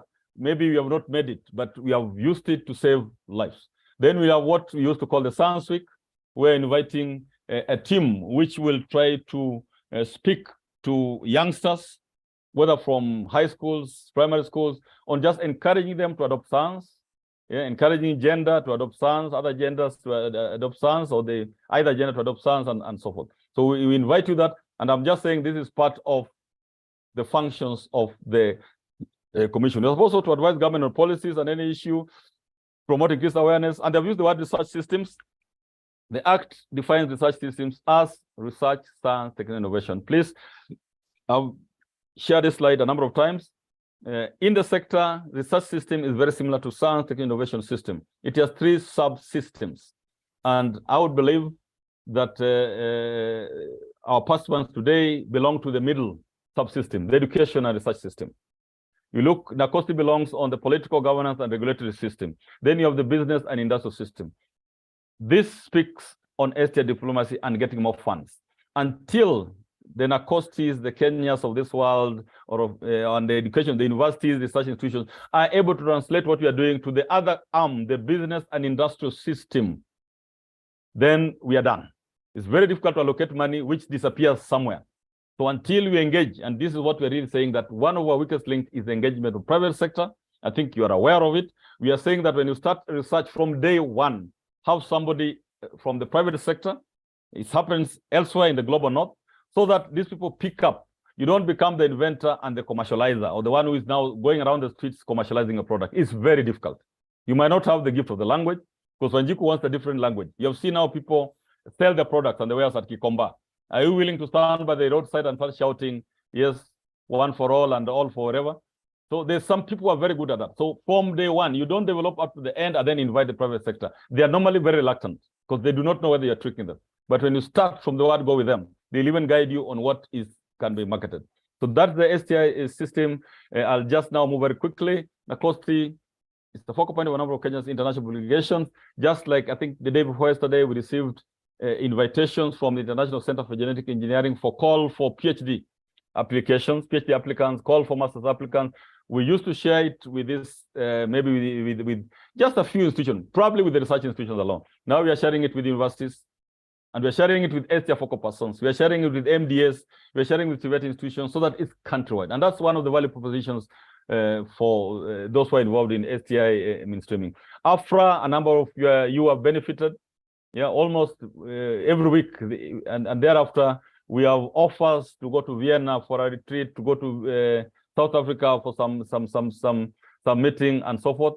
And AFRA is about the peaceful use of nuclear science. You have CTBTO, University of Nairobi. If you are there, this was delegated by NACOSTI to University of Nairobi. I think your staff are almost based in Vienna, and you are controlling a very powerful equipment, probably one of the few in the world, and probably the only in Africa, the equipment at Karura Forest that detects earth tremors. So this is now one of the roles of NACOSTI, which I never knew, by the way, but a very, very powerful role.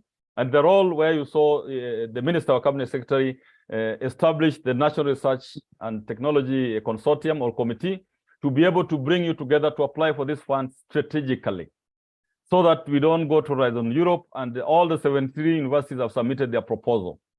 They will either pick some 5 and give you 1 shilling, 1 shilling, 1 shilling, which might be less impacting. But we would encourage a consortia where we say, let's focus on health. What is the most urgent thing that we want to do on health? Is it about COVID? Is it about mosquitoes? Is it about what? And say, let's have a big consortia, which includes even social scientists. Yes, and we can say, because KEMRI is a specialized agency, KEMRI leads it, but have everybody, have the universities that are, have health institutes, have the MDAs that are involved in health, have national security apparatus inside, and then through our cabinet secretary, write a unique request to Horizon Europe that this is a national priority of Kenya, and this is what we strongly support. So we are there. This is our value proposition. Make use of it. Where we're heading now, the Exchequer is going to reduce their funding in time. Probably we are adopting the style of the Global North. And if you check, the #1 ranked country in Global Innovation Index, in many cases, is Switzerland. I don't know whether it has changed. The data indicates, or information from them indicates, that 75% of their research and technology fundings come from the private sector. So we need to learn. We need to learn from them. How did they attract the private sector? What brings the private sector? And then you find, I think, 75% or so from private sector. And then there are maybe 10% from these philanthropists and other agencies. And then maybe another 10% from government. So as much as we sought the 2%, which is not forthcoming because of other things, other numerous things that the Exchequer has to handle, we need to figure out, how do we attract the private sector? How do you attract Safaricom? How do you attract KCB into our work? How do you attract Bamburi Cement or East African Portland Cement? How do you attract some of the great NGOs that seem to have a lot of money for research? How do you collaborate with them? So we strongly encourage consortia approach. And please feel free to ask us that which is in your field, in your specialty. I think each university has a niche. You might be doing everything, but you have a niche. You might be a research institute. Research institutes definitely have a niche. You use KEMRI, you know your niche. You use CalRO, you know your niche. You use Kenya Marine, you know your niche. So when you need a consortia, please let us know. But also, if you have a research funding, like the Kenya Marine and Fisheries Research Institute, there's some serious amount of money which is being allocated for that sector. Please, you wouldn't want to do it alone. You might want to consult on which universities, which MDAs can be part of that network, because at the end of it, you want to improve the lives of the Kenyans who are living by the sea or living around the freshwater lakes, like Lake Victoria and Naivasha and so forth. So having said that, yes, just quickly to mention that Egerton University, through again our work as the focal point, they're establishing the first regional research center on biotechnology in Africa, in Egerton. This is the value proposition. When these opportunities come, we relay them. So this was completed, the 7 universities competed, 3 were shortlisted. Egerton University was ranked the best by an international team. Nakosti just played the coordinating role. And now we are working with the ministry on how we can have a framework of real establishment of these institutions. So the ministry, Nakosti, Egerton University, and ICGEB. So Sti Mainstreaming has a lot of benefits, ladies and gentlemen. I just want to skip very quickly that at the end of all this work of Sti Mainstreaming, the question is, how will you measure the impact? As Nakosti, how do we measure our contribution to Kenya's economy or development? There are certain indicators which have been agreed globally. We don't have to reinvent. It is more in terms of like human resources, STI education, attractive research systems, innovation-friendly environment, digital infrastructure, public awareness, which we are now doing quite frequently. Then the investments that we put in, these speak into a number of global indices. So I'll put it to you humbly that please try and measure yourself. What has been the contribution of an institution to Kenya's Global Innovation Index? And this index has direct bearing to Kenya's trade, and by extension, job creation, and by extension, the money to the Exchequer. What is your contribution? Because their parameters are there. There are some like science and innovation investment parameters, which I know you're also required to invest, how much money you're putting there. When we document this in the tables that we have sent to you, then you'll be able to say that Kenya has invested this amount of money directly from the Exchequer, but also from the institutions in RSTI. And that improves our ranking. There's also technological progress as a key measure of Global Innovation Index. Then there's a socioeconomic impact. So the other index is World Competitiveness Ranking. I think the best country at the moment is Denmark. Kenya, I tried to find out where we are ranked. It's like African countries are not visible in this ranking. Again, the parameters are very, very much similar. Our contribution mostly will be on the circle at the end, which if you are not able to read, it talks of basic infrastructure, technological infrastructure, It talks of scientific infrastructure, which concerns you, health and environment infrastructure. So when we get the equipment, the latest equipment that is in your institution, like in the press, KU was saying we are buying an equipment which will be the only one. I think my time is up. Which will be the only one in Africa. We need to shout loud so that those who need to do that equipment can go there and pay KU some money, but also so that you don't need to duplicate that University of Nairobi, which is just nearby, that you can create another equipment which KU doesn't have. And then we bring in this element of sharing of infrastructure or research infrastructure, of course, at a cost. This is one of the key, and one of the tables that you're filling in gives us that information. So ask yourself what they contribute. The other one is SDG index. This I just Googled, and you can Google. Kenya is somewhere in the, it's fuzzy, but there's somewhere I've circled Kenya. We are not doing very well. What is your contribution? What's the contribution of Nacosti to Kenya's improvement of Kenya's SDG index? What's the contribution of Nacosti and yourself in Kenya's ranking as part of the most technologically advanced countries? Because that attracts business, that attracts industries, whether they'll come to Nairobi or Eldoret, or whether they will relocate to Uganda or Rwanda or Ethiopia, because Ethiopia is a great competition. So what is your contribution to this? And you can quantify because the parameters are there. Again, in the most technologically advanced countries, the number one ranked, the last time I checked, I think 2022, was South Korea, then US, and so forth. These are the indices that we need to speak to. And therefore, it is very difficult to reduce the content of those tables. Because if you reduce the content, then we will not be able to get those indices. And as I said, those tables, the moment you do it once, the next quarters and subsequent years, it's just changing. You might find in an entire table, maybe there's a slight change. You have brought in one equipment the entire year. So it's just one change. So they are not stressful at all. It is just in the start where you capture that in information. Then World Digital Competitiveness ranking. Our country, the government manifesto now, one of the key plans of MTP4 is digital superhighway. Yes, and that's what brings literally everybody on board. We tell somebody that digital or digitization is STI. So if you're not part of Vision 2030, and if you're not part of digitization process, then we can excuse you to be not part of this STI mainstreaming. There's World Talent Ranking. You produce great caliber of people. People have been recruited at NASA. People have been recruited in the UK, wherever, and doing great work. Yes, if this becomes a great resource where we're able to portray ourselves that the Kenyan youngsters, both men and women, that come out of our institutions are great and can be deployed temporarily or whatever, we'll be enhancing the opportunities available. The way you find our nurses are being looked for.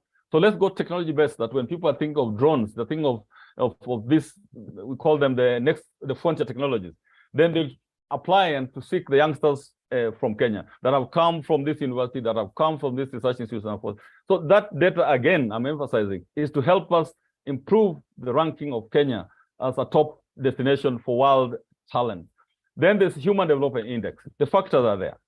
Yes, how do you measure Human Development Index? You can Google. They talk of very high human development. There's a way they measure it, a decent standard of living, long life, long and healthy life. That's the challenge we might be having. Yeah, what is our longevity or what is our lifespan and so forth. So all this ICT ranking, and this one I think recently, you can see countries ahead of us. Let me just check here. Countries ahead of us, Kenya, yes. South Africa, we would understand. They have always been ahead because of the Tunisia. But now you see Tunisia also, we can understand. Morocco, Mauritius, we can understand. Egypt, but now Namibia is ahead of us, according to how they ranked it. Gabon is ahead of us. Yes, that should be Cape Verde is ahead of us. Ghana is ahead of us. And I don't think they're really ahead of us. It's probably we have not captured the data from our and your institution to relay it to those people who are ranking in ICT. Because I think Kenya is doing very well. So that's why we need that data. And rather than each institution also like the ICTA getting their data, another institution get their data, 100 institutions get their data, STI cross-cutting is the best way to bring all this data together so that you can access it at your own pleasure. There are Frontier Technologies Index. What is your contribution to frontier tech? This is where universities and research need to excel. We're in the 5th industrial revolution. Yes, are you even aware? Have you initiated processes? Yes, our great institution, our number one ranked institution, Kemri, are you getting in touch with what they are doing in terms of manufacturing body parts so that you can advise Kenyans that please, when you need your nose replaced, don't go to this country, go to this country. And when you come back, we will check you. to ensure that it fits within our system. So those ones are there. These are some of the tables, very simple tables, yes, which you can, like if it's human resource, give you a HR person to fill this table. If it's on technology, give you a technical expert to fill that table. If it's on budget, give you a finance officer to fill that table. And what we have gotten now, I'm just moving fast, as I conclude, David, I'm still there? Yes, Professor, you're on. Yes, this is now the latest that we have got, which is still very raw. We have not validated. So when these slides are distributed, I think our team will extract it. Just want to show you how this can impact. Yeah. At a glance, what you have received, be able to see that when you come to the field of natural sciences, that this equipment, I don't know what it is, it's called real-time PCR system, can be found at Kenya Marine and Fisheries Research Institute. That's the first row. You're able to go back somewhere and you're able to see that there's an equipment or a facility called digestibility trial unit with the heating unit. It costs 500 million. It can be found at Kalro, Moguga. So if you are a researcher in a university or anywhere for that matter, and you needed this equipment, we are telling you, go to Kalro. We are trying, when we get this data and we validate, we'll have it digitized as an app where you put the name of the equipment and it goes to the map of Kenya and tells you, go to Kalro, Moguga, or go to Kalro, Kisumu, or go to Kemri, wherever, or go to JKUAT, or go to Dedan Kimathi, or go to Taita Taveta University, or go to Turkana University, or go to Masinde Muliro University. This, to me, is what I see as a great value proposition, which has not been there when it comes to sharing of equipment, so that you can know within your region, if you are looking for an engineering and technology equipment, like you are looking for a grid-connected solar PV system demo, which costs around 20 million, then go to the Institute of Energy Studies and Research. If you are looking for a drilling rig plus accessories, which cost around 40 million, go to Kenya Water Institute. There could be others, of course. We'll be listing them, that you can go to Kenya Water Institute or go to this institute. So this will be mapped in an app. This is why we need that data. And we're asking you to check and counter-check so that we don't tell people that there is this facility at Nakosti and then they come and see there's totally nothing. Assist us on that.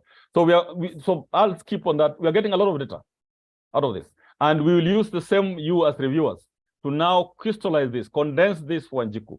Yes, as Nakosti, we just coordinate, we are secretariat. So a number of equipment we are seeing, like in agriculture and veterinary services, there's an equipment called GCMS, gas chromatography, and mass spectrometry. I think even in civil engineering, where I belong, we used to use this mass spectrometry to determine the content, the chemical content in cement. Costs around 100 million, very expensive. KFIS has it. And you can see the kind of equipment in KFIS, they're very, very expensive. 100 million on chromatography, I don't know, another level, 200 million, 100 million, 50 million, 90 million, 25, these are all at KFIS. So rather than struggle even with your limited resources to fight, to allocate to that, you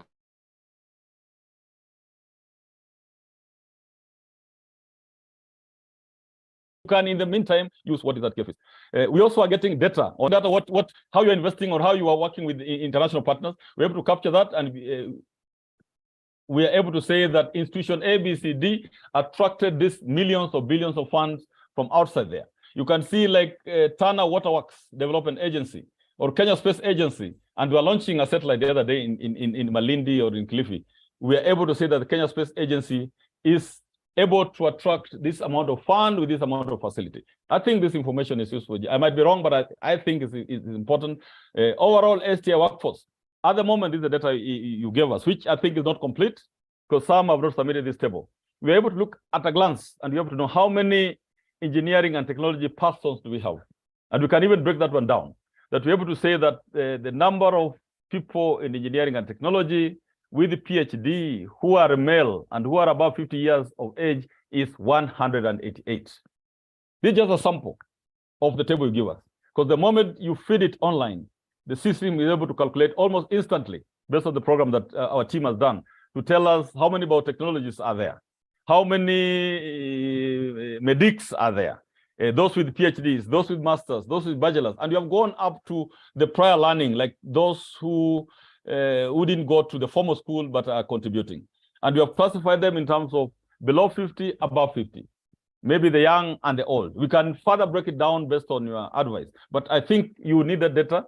We need to know that maybe University A and B or Research Institute A and B is having an aging workforce, or is having very young workforce, you're reserving whichever. And with this guides the exchequer and the government that you need to invest more in recruiting youngsters, or you need to invest more on retirement package for old people like ourselves, and so forth and so forth. So, ladies and gentlemen, they have done a good work. We'll not share with you until you validate. We're able to know, like this one talks about patents or publications, which is very key in university rankings or in such institutions ranking. We're able to get, I'll say this is not complete, that in natural sciences, in the field of natural sciences, we have peer-reviewed journals, publications of peer-reviewed journals were 371. Yes, I also alert you that in reporting, there are two things. One, we want the cumulative reporting to date, and also the quarter. So you tell us this quarter we recruited 10 staff, but cumulatively you have 1,000 staff. That is important. So please assist us to get that data and promptly so that we can work on patents, which is missing. But see, patent is a major challenge. We have captured patents, which there are three forms, because we work very closely with KIPI. There's intellectual property, patents, intellectual property, trademarks, intellectual property, utility models. There's even intellectual property on, and it's called what? Breeder rights. That's what Calro does. I'm told that's their form of patenting and so forth. So, ladies and gentlemen, allow me to go to the conclusion very quickly. I know I've taken your time, but it's not so often that we have an opportunity to engage like this. These are the graphs which will be shared later once this data is validated. In conclusion, I just want to say that STI, or science, technology, innovation, are key drivers of economic and social development, as well as national security and public safety. The pandemic has reaffirmed the vital role of STI. We really want to work with you as STI focal person and champions to take this matter to a higher level. But the bottom line is that we should be able to quantify our impact on Wanjiku, on the ordinary Kenyan citizen, because that is what will inform what the exchequer gives us to continue doing the work that we do. Thank you very much, and God bless. I think I'm under pressure to join somewhere, but as we always do, David, if there are some quick comments, quick questions that I can answer, I will do, but the rest of the questions I think will be answered by our team. Back to you, David.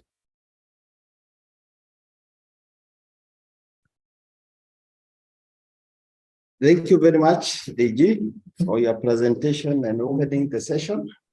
We are now going to take some questions.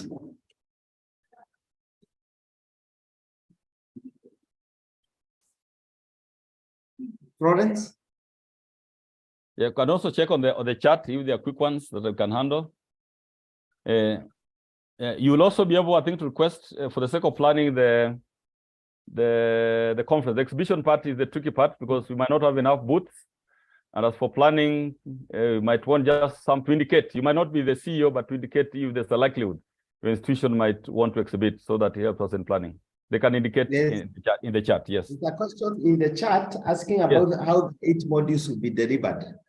Would it be physical or online?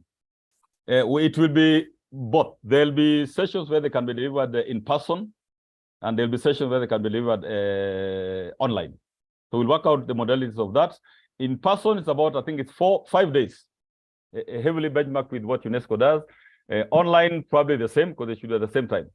What we would want is that if it's online, it's just online, so that we don't mix up in person, people attending in person with online. It brings a lot of challenges.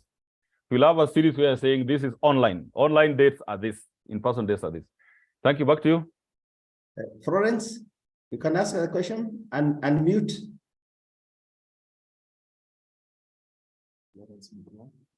Florence Mutua.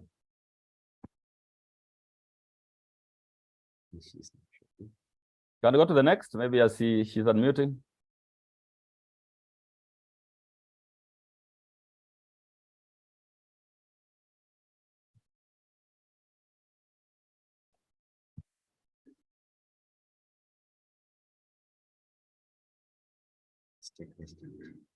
Yes, David? Yeah, there is someone is asking the status of the Science Week. It used to be yes, it used to be a major one. The Science Week is coming as one of the components of the STI multi-sectoral. Yes, so please, we have exhibitions in it. We have what we're calling science education centers display, and we have the good team from Calro. If there's a team from Calro today, please pass on my message to the CEO that will be calling upon them. That very good person who is able to encourage youngsters to join. But Science Week is a key component of the May, what you're calling multi-sectoral, because STI has grown beyond the Science Week. Thank you. Yeah, when is Q3 PC report open, David? When will that be open to feed in the information? It will be open today after this session, so that everybody is able to report accurately. Yes, so after this session. Ladies and gentlemen, it will be open after this session. We are waiting for this training so that Yes. but please remember there's a quarter report and cumulative. So David, I don't know how you're going to handle that. They can now use the same tables to give the quarter changes, which is very minimal, and then give us the same set of tables in a cumulative way. Just like the National Treasury, when we report on budgetary quarter reports, we have a place for what happened in the quarter and what happened cumulatively up to the particular quarter. Yes, back to you. And thank you, ladies and gentlemen, for the high numbers I'm seeing. It's 138, quite a high number. You are very busy people, and we don't take it for granted that you have spared your time to be with us today. Thank you, DG. It seems that we don't have some more questions. Other questions coming, we'll be able to handle. So with that, I think I just want to, again, once more thank the team and to, is it officially declare this fourth cohort session open? Our team, I think, will be able to handle. Please feel free, and a number of MDS have been engaging us. We are open to advice. We are open to take a new direction, which you have done, like now digitizing came from a strong recommendation from yourself. Our team is able to respond, I think, within 24 hours on queries. If not, relay the same to the DG and we'll respond. Thank you. Thank you very much. I'll be on and off. So thank you and God bless. Back to you, David. Thank you, DG. Participants, we are going to have a break because there are some other sessions coming after this. We'll have a break of 10 minutes. So I guess we should come back by 11:30. Thank you.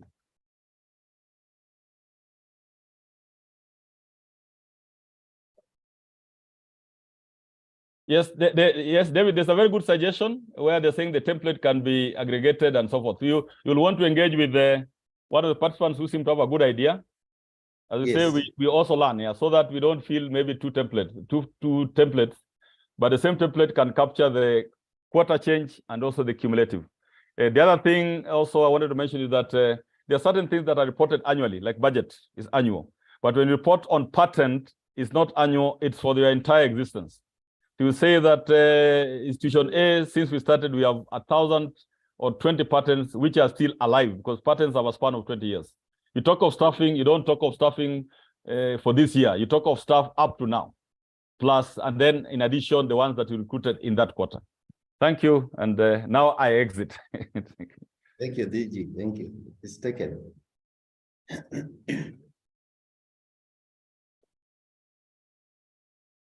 David,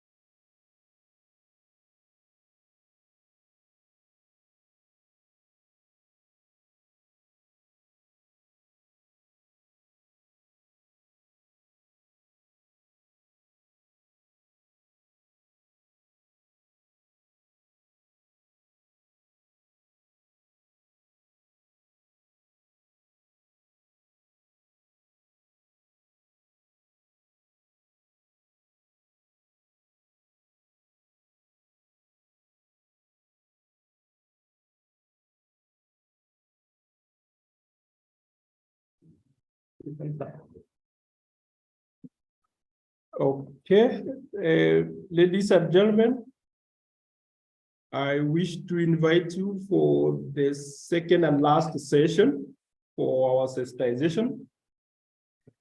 In our program, what was to follow was the issue of STI strategy development and implementation. I wish to just very few minutes in regard to this item, because for successful mainstreaming of the STI, the idea is for each and every participating institution to have a strategy to domesticate this, and with the view of institutionalizing the STI in our system, our practices and programs. So the essence of this was to share that and look at the issues around the development and the implementation, the challenges thereof. I will take very few minutes because of the specific categories we are dealing with for the purpose of this sensitization day, so that I will just keep these and just project this in terms of reporting. We really do appreciate that by the second quarter, 242 institutions are reporting on the STI indicator.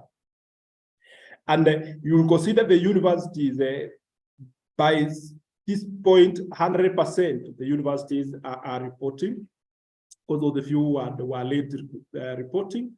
Research institution, we are almost there. So this is the category that we really appreciate, the kind of, because of your mandate and how it speaks to STI indicator. So we are very happy about these two broader categories and the very critical component of our research system in the country. But progressively for us is to appreciate how we are progressing in this indicator. So by the second quarter, what I just wanted to highlight is that we all appreciate how important the institutional STI mainstream strategy, how important it is. Again, remember at national level, we have about 10 strategic issues that really speaks to different MDA's mandates. And these strategic issues we are highlighting is to really help the institution in terms of accelerating the achievement of different commitments within our mandates and within our strategic plan as directed by your specific functions and mandate. So by the second quarter, for us is to appreciate 63% of all the 242 institutions had already developed the institutional STI strategy, and they are reporting. About 37% are yet to develop the strategy, so they are in the stream A. And most of you, we fully understand that you are in the stream A, because stream B, because you already have the strategy and you are reporting on that. So we were just highlighting this for the purpose of the 37 MDAs that have yet to develop their strategy. So for us to make good use of our time this morning, we just wanted to indicate that. So what I would really wish to do, because of your capacities and the levels of at your institution, what we could do is, for if there are those within the universities and the research institutions that are yet to develop their strategy, perhaps we can have that on you put it in the side chart, so that we are able to engage directly, and where need for technical backstopping in developing one, we can be able to delve into that. So that instead of us going through the whole strategy, and the framework is there on the website, we save time and go direct to the next session. That really, even in your comments and your issues, that really assist now in the issues of reporting. But for the purpose of the strategy, we engage directly. Those who will have challenges, can put the challenges and you can put your request.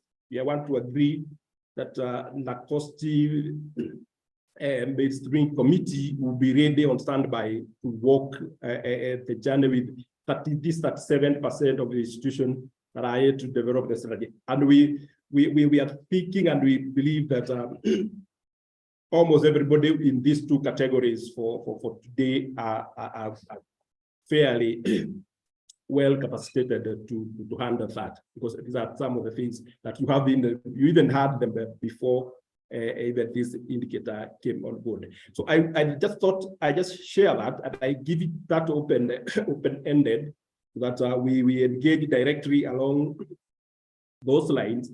And then if we are able to get where to engage and assist at directly in person or in terms of demand driven, or in terms of what will be the issues or what will be the gaps, we just assist from there. So fair enough, that's what I wanted to indicate in terms of the strategy. Again, there was issues of the annual work plan. We are glad everybody is reporting. And then definitely you are using your annual work plan to report on this indicator. Again, going to the next 20th cycle, next financial year, the indicator remains the same. So we will still walk the same journey with the view of really institutionalize that culture in our public institution. So, ladies and gentlemen, I wish to stop there and invite my colleague, Cyrus Kamau, to move into the more urgent in terms of we are reporting and we need to improve our reporting. You've seen how important this data is. Because you are just about to start reporting for the third quarter, so that we address your challenges in terms of the reporting and the reporting tools. So what we just have here is the annual work plan that you have. And again, I would think that there are very few institutions that will have issues with the annual work plan. Again, because of different MDAs across the spectrum, we had to go through this. For most of you, I fully understand you are in stream B, because you already have developed the STI strategy.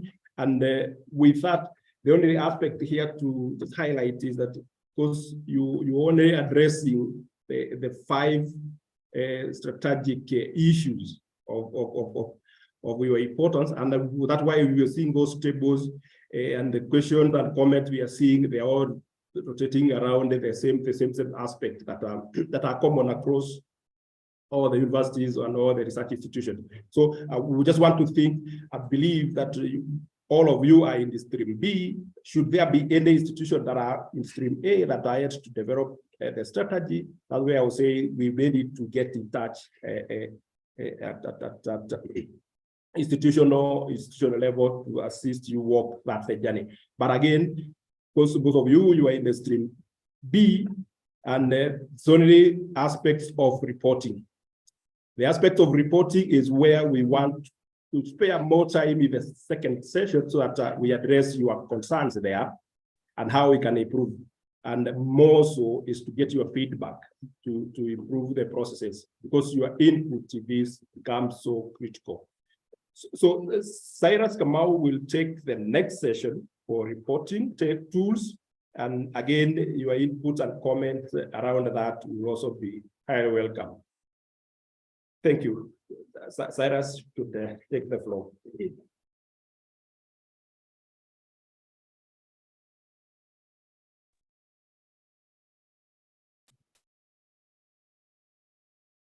Thank you, Chair, and welcome members. Good morning.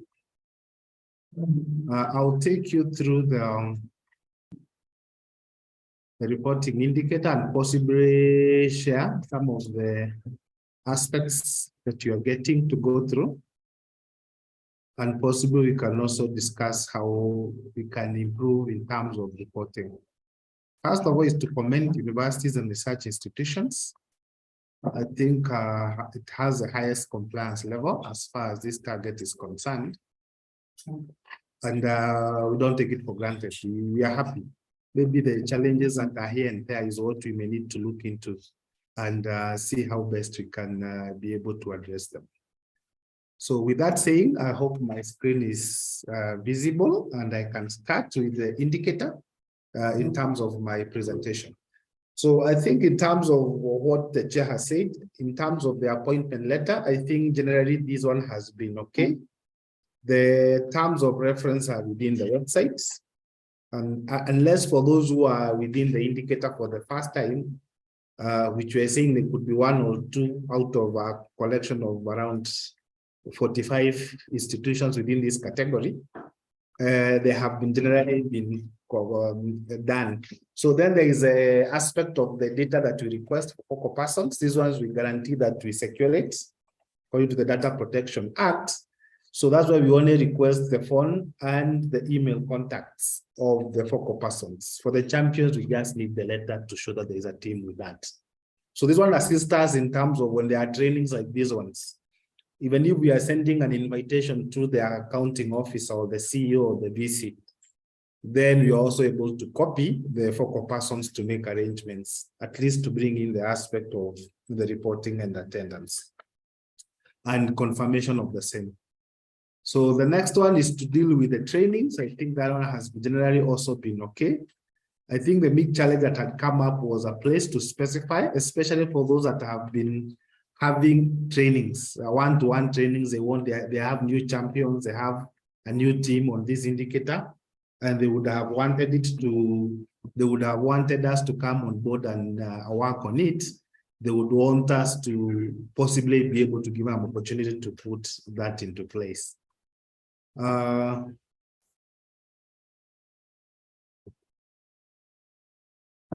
the aspect of parts of development of the strategy, as the chair said, there is quite that has been done on this area. And we have been able to at least say a majority of the members have been able to go through the strategy and the development plan. So majority of the team here are in stream B, which is commendable. At least we are dealing with the challenges of the implementation and possibly in terms of reporting what is required for the indicator moving forward.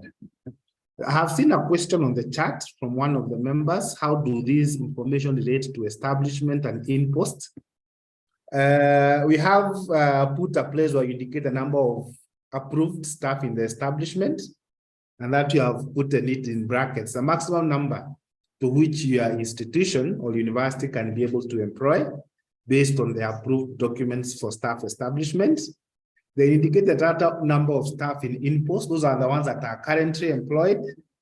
They indicate the total number of in-post staff who are offering technical, institutional, or mandate services. For research institutions, we are talking about researchers and possibly people who are supporting the research functions like technicians and technologists. Then for universities, we are having the academic staff and the researchers. Those are the research team. So we are saying like for a university where we have 3 divisions. We have the division for administration and finance, division for research, linkages, and the division for academic and academic affairs. So basically the division of academic affairs and the division for research are principally operating within the core mandate of the university, while the administration and finance are doing support function to that. So we anticipate that the staff who are within the 2 divisions of research and academic for the university should be able to be entered here in terms of numbers. Then indicate the total number of in-post staff who are non-Kenyans. If you have exchange programs, staff exchange programs, you have people coming on board to support technical support, then we anticipate that you're able to bring these on board. Then indicate those who are non-Kenyans and supporting. Maybe they are coming in as visit researchers or affiliate researchers from other universities or other research institutions outside the country to bring in some aspect of technology transfer or conduct research on an area of interest for collaboration and partnership between that institution and the institution. Then the entries will also be catered within that last entry. Maybe to give a hint on how this case goes, this is an example of a university entry We have the administrative and support staff. Then we have those in the approved establishment that can occupy that position. Then the current number of staff within that position, then the difference, if there is any difference between what has been approved. So this is just an example of the entries between the various job grades. So we are not looking at specific professions. We are based on the job grades. So if the institution has 10 job grades, top job grades, if it's a research institution, the universities have 16, 14, or 15 job grades or university college, we anticipate to be able to have that staff and listing within that table. Then we have academic staff. Then if you can look within this table, you can see that the administrative staff, the approved establishment is 512. Those who are current in post is 353. And that means in terms of administrative and support staff, there's a deficit of 169. When it comes to the academic staff, we have a total approved establishment of 392. Then those that are already in posts, we are talking about 302, which creates a deficit of 90. So if you take a collective number of administrative staff plus the academic research and teaching staff, then you're able to get that total number. So then the total number is 904 for the approved establishment. Those who are currently occupied out of 904, 688 positions have been occupied. Then there are still 216 that are yet to be occupied within the approved establishment. The purpose of this data is to help us know, is the institution operating maybe below its approved establishment and what gaps are there to inform that, and possibly also inform in terms of recruitment and moving forward. So what other aspects of gaps are there in terms of staff capacity, so that even when you give us a table on HR staff, it will be able to extract relatively to this information. Otherwise, if you give us a table for HR staff, which is given within the next table, it will give us that total number of staff is 216. So we don't know against what in terms of the total population. So if the total population is 600, then you'll be saying the number of research and academic staff within a university is within maybe a limit of 30%, 60%. Then within the range of the approved establishment, which is 900 and something. So are we saying that in what area of deficit do we need to improve on? Are we working within a capacity or are we working within the challenge? Then you can even look across the variances. You realize between grades 12 and grade 11, there are quite huge variances. Although you could also get other variances in other grades and categories, possibly for such cases like where you have grade 2 up to grade EF, you could have job retooling for staff to be able maybe to move across horizontally to support a certain case. You could have a technologist, could have somebody with qualifications moved into a technologist to support. But when you come to the higher grades of 11, maybe for academic and teaching and research, those are tutorial fellows, assistant lecturer, senior lecturer, and associate professor and full professor positions. What kind of deficit does it align to the institution in terms of building its capacity for human resource to deliver within its mandates? The next table is to deal with what I've just said, the entries within these tables. At the end of the presentation, we'll look at some of the sample tables just for purposes of some anomalized data. Then you can see what kind of data we are anticipating at the end of this collection to give a report to which you as stakeholders will be able to internalize it, discuss it, critique it for purposes of informing policy and also informing moving forward what the government should do as far as this is concerned in terms of staff. The next table deals with equipment and facilities. I think DG has just explained this. And the key aspect on this table was to just list, if you list all the equipment within the institution, whether research institution or the university, the data would be too much. We could end up having 5 or 6 rollouts for equipments. So for the purposes of ensuring that the equipment you're listing has a high value cost, that means possibly not all institutions can acquire that. We had put a cutoff within 500,000 and above. And above means it can go all the way to what was being presented, 300 million, 20 million, 50 million. And the purpose is to create a database of these equipment and also agree, are these equipment able to be shared between the research and universities? Because you could find a research institution has a very high-end equipment which is not optimized, maybe used once a week.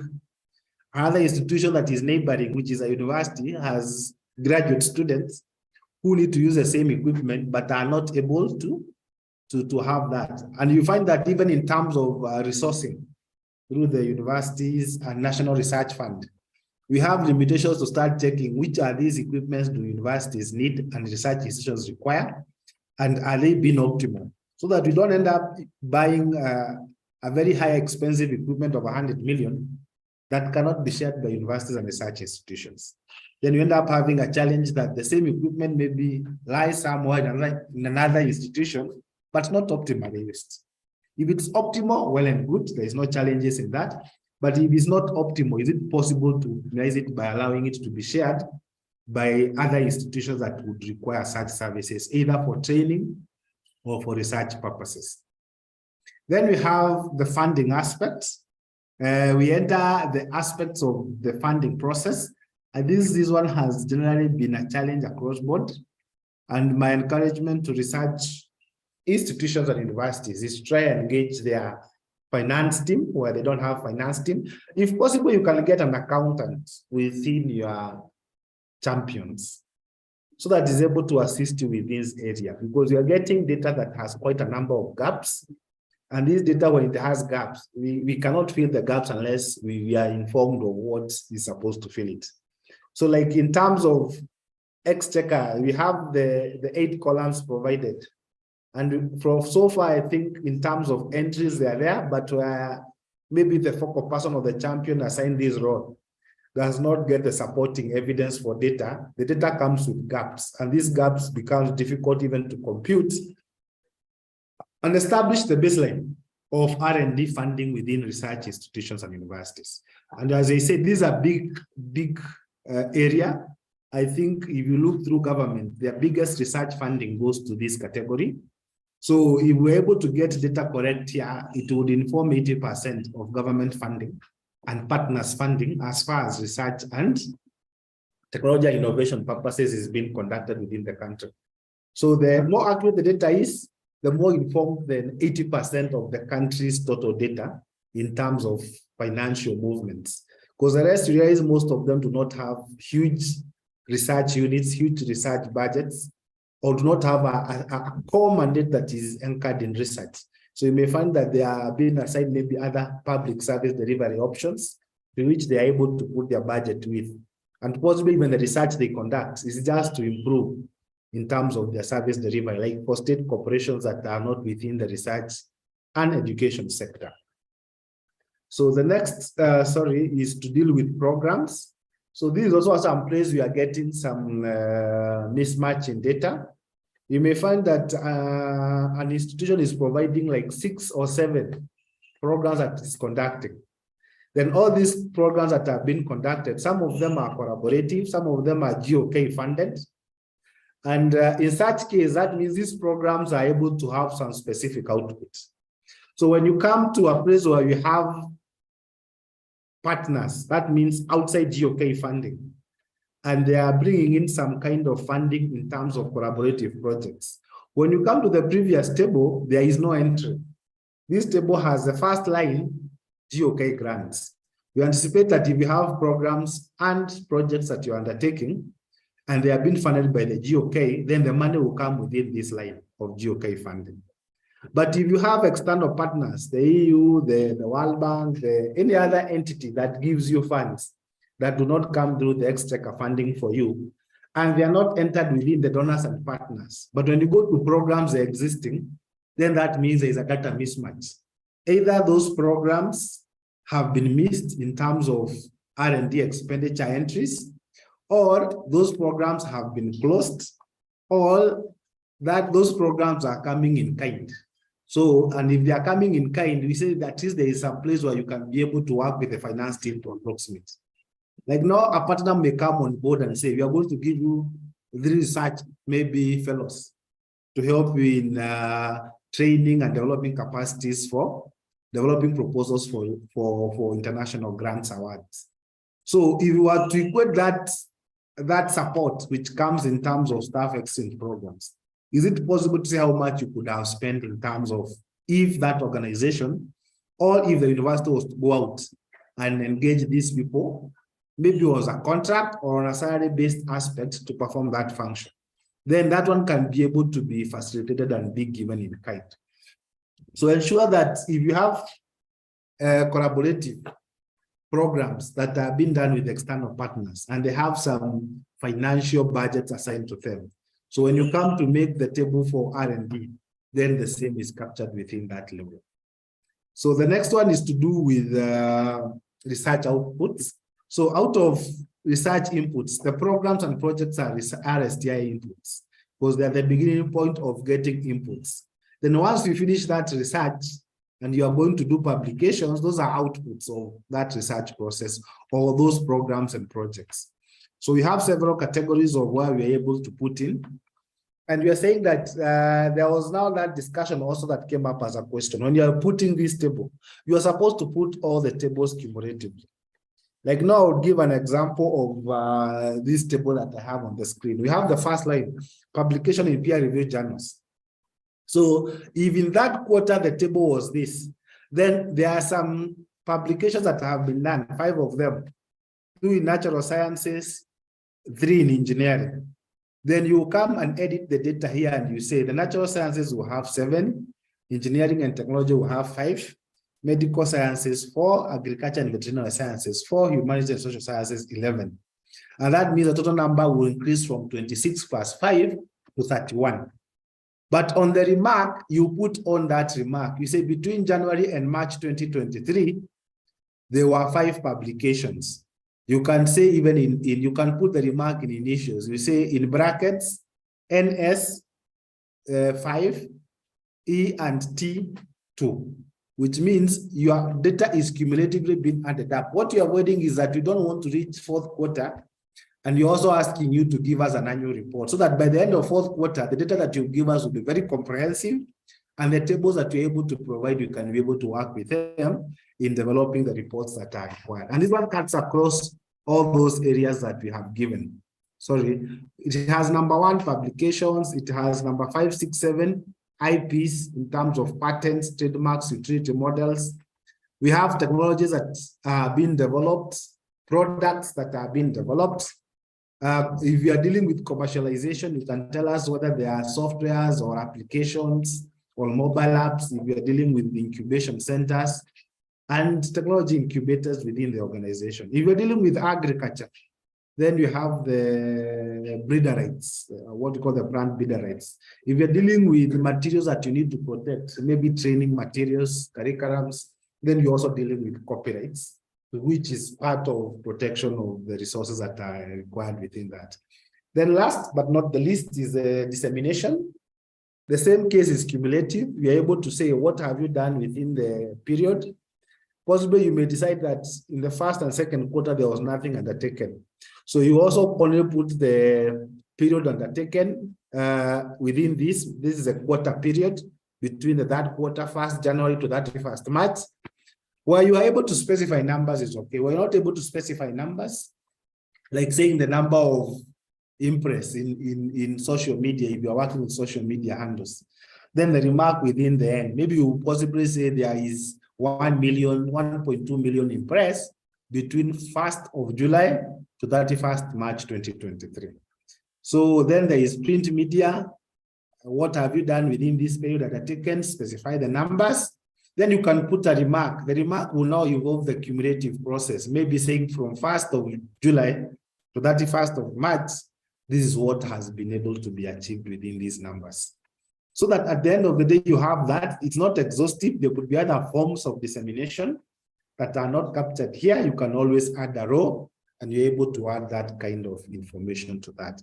Maybe the key aspects of this table that you're talking about is that You also use a targeted medium based on your audience. So if your audience are between 18 to 25, what you're calling the Generation Z or Generation Z, possibly they would never read newspapers for anything that you want them to reach out. If you are starting new programs within your academic division, possibly is a high time you start checking what kind of medium do you, is social media their place?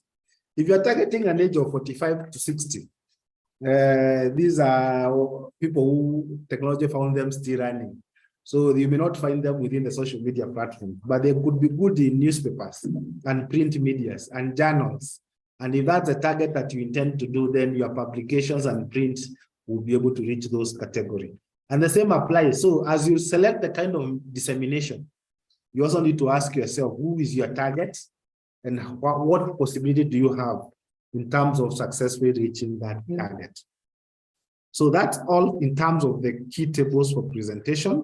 So just want to spend another few minutes in terms of maybe giving some information on some areas that have been of interest.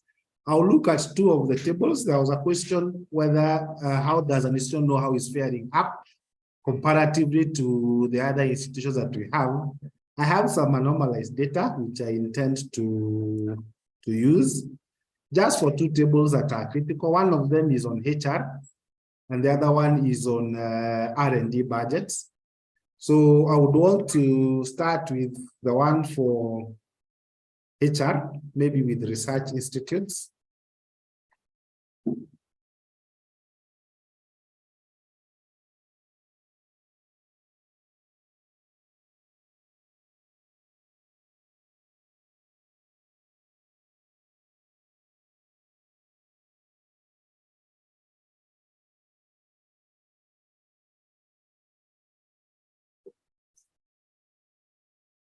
Yeah.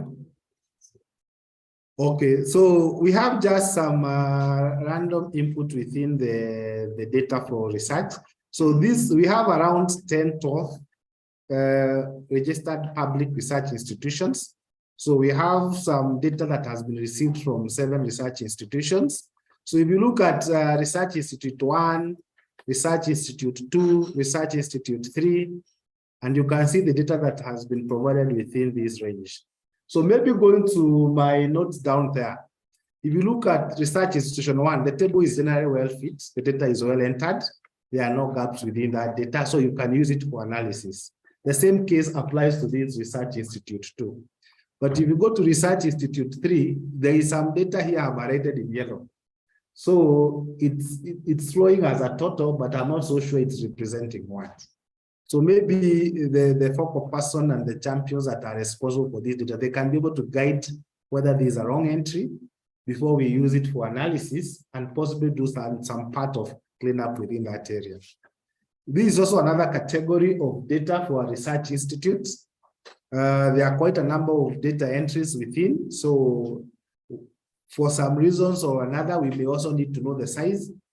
I have just put a yellow marking on it to show we may need to revisit this data and check. Because this could be a very large research institution, but they are telling us they already have around 20 employees. So the question we'll be asking ourselves, will this be a reflection of the true data that is required? This is also another entry between a research institute spread across. So it may not be very clear. This is also an established research institute. So you may also need to know within the entries that are there. So when you see us following back with you, it means that maybe the table that we received, we may have some gaps which you may need also to converse with you and see what it can represent. This is another case. I think this is a good entry based on the institution that was within that. And R7 is also a good entry in terms of the entries that have been done to cater across the various categories and the totals that have been provided. So at the end of this data, we're able to create a master, and this master somehow reforms. So if the data that a research institution gives us is wrong, so when you're doing this summation and doing this graphic representation, these are now the gaps will come up and we'll start asking whether that. So these are the kind of, once we're able to get the data correct and we're able to sum it up for these kind of entries, this report will be shared with you and it will contain data that will involve this aspect. I think these are the summaries that are cut within the crossboard for that. So allow me to just take another category for another 2 minutes representation. This one is that one was on research institution. I want to do one on universities on Q2 data. As I said, universities are 37, the response is around 35, which is generally a good number of reporting data that can be used to represent the population.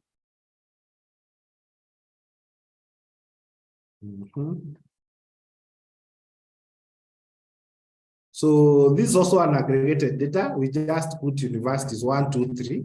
So I know if the focal persons or champions are there, they will be able to know theirs that they have filled there. So if you look at university 1, I'll just move because they are 37. I will not go through the entire 37 table.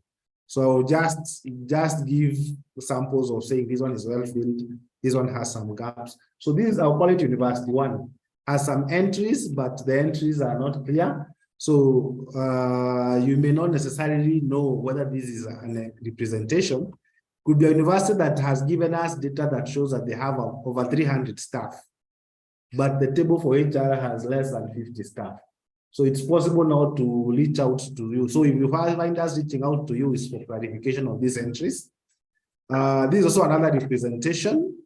The data is okay, but the first column creates a question within the university. There are no staff above age 50 with PhDs in this university, but across all the other categories, there are staff. So is this a wrong entry column or is it the status as it is? Maybe for the upcoming universities, they can clarify. They have PhDs, yes, male, and all of them are below 50 years. Maybe we would say, okay, we are working with your data as you have given us. So there are quite a number of other entries that I would say there, as you see, which are fitting. And I would say generally the data is there. So there are a case of university that submitted the data back with no entries. So this one we still have to reach back and see. So, and there were about like 4 of the universities that gave us tables in this format. They came back without any data. Is it that they uploaded the wrong templates or is it the status of that? So the focal person and champions will also be able to provide for us. So at the end of the day, when it comes now to that research data, we'll be able to aggregate the entire data and present it in form of what the DG was presenting. And we'll be saying, this is the total number of staff we have within our universities.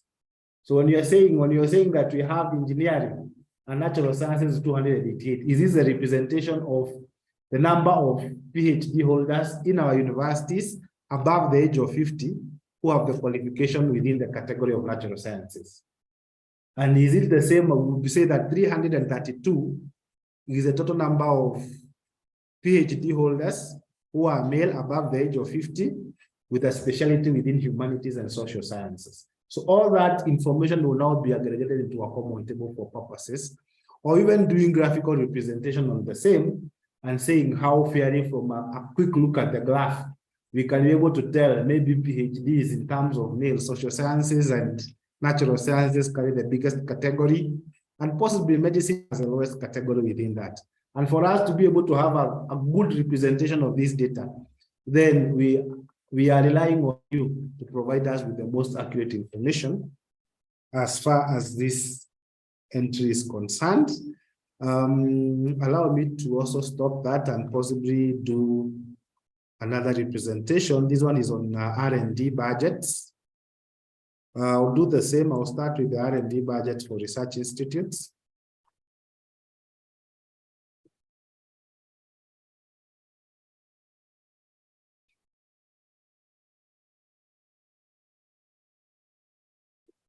So in R&D budget for research institutes, we have the same aspects. We have 8 out of the total public research institutes we have. So we have some entries that in terms of funding. First of all, the table that is used is different from the one that we have provided. And you see, we are trying to aggregate this data together. So if you use a different table, then the data you provide, we cannot be able to do a cell reference to be able to do a common aggregation. So this one will help us. We'll still done in Excel, but it will force us now to take that data and try to superimpose it on a correct template for purposes of reporting. So if there are challenges in reporting, they have some institutions that have had this challenge of reporting. Either they say the cells are blocked, they cannot enter a column. They call our desk officers and they're able even to see what they can do, even if it's for that institution, to be able to have their cell open or restructured. Then they still follow the same structure and they're able to enter whatever they need to enter. Then they send to the desk officer. If there are any challenges within the data entry inputs, it is clarified and it's well prepared, so that we're able also to use a common standing template, and you're able to also to report well. So this one, I think out of 8, there was one template that was not fitting what you had shared. So it was challenged to put in the data in aggregated formats. The rest of the research institutions that we have, 1, 2, 3, 4, 5, 6, 7, we had the similar case, but in a key aspect, except for wrong entries or entries that are not complete, which are creating a challenge, generally the aspect of the entries are something that you can work with. Even when there is clarification like such a point, you realize here there is a remark that is well fitting, saying that the A&A is incorporated in the annual budget. Such amount is received is what is spent. What they are saying that this money that is A&A is counted as GOK grants. So it will go as part of the first column. And this percentage of the GOK grants that is given, you may not need to compute another percentage here, because the money collected in A&A is bundled together as the entire organizational budget. Then the money they are getting for R&D, the actual expenditure and the budget, it's all computed from that. So for this purpose list, you don't expect that A&A should be contributing again when we come to this line. And this information is quite clear, quite elaborate, quite straightforward. So we'll take that 11.4 that the information is clear and well understood. So that's why there is a purposes of putting remarks, so that even when you are computing these things, you are able to get that information from the remarks column. And the same applies to the master. So you're able to get the master, and this master gives you that information. The total grants that is being given is based on the 3 columns. What are research institutions getting from the government in terms of funding? Total is 5.2 billion. What are partners bringing in? 44 million. What is the appropriation in 8? 376 million. So as per second quarter, what were the budget allocation in terms of these 3 vote heads for R&D expenditure? Then we can say 5.6 billion is so far budgeted this financial year for R&D in research institutions that have reported. And possible, you're also able to see the percentage of contribution with the same, and you're able to make this, you're able to do a report that is informed on data that is extremely accurate and is falling within category. Then last but not least, I would just want to display the same data for universities as per Q2 reporting.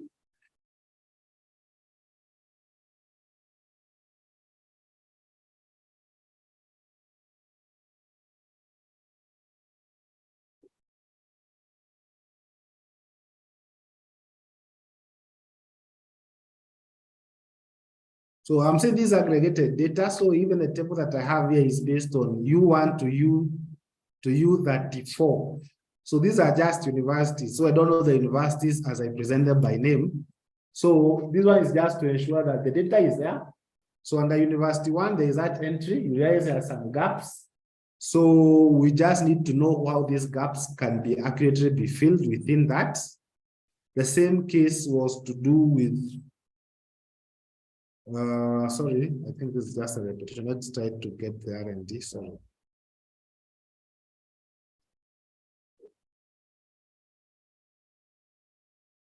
Sorry for that.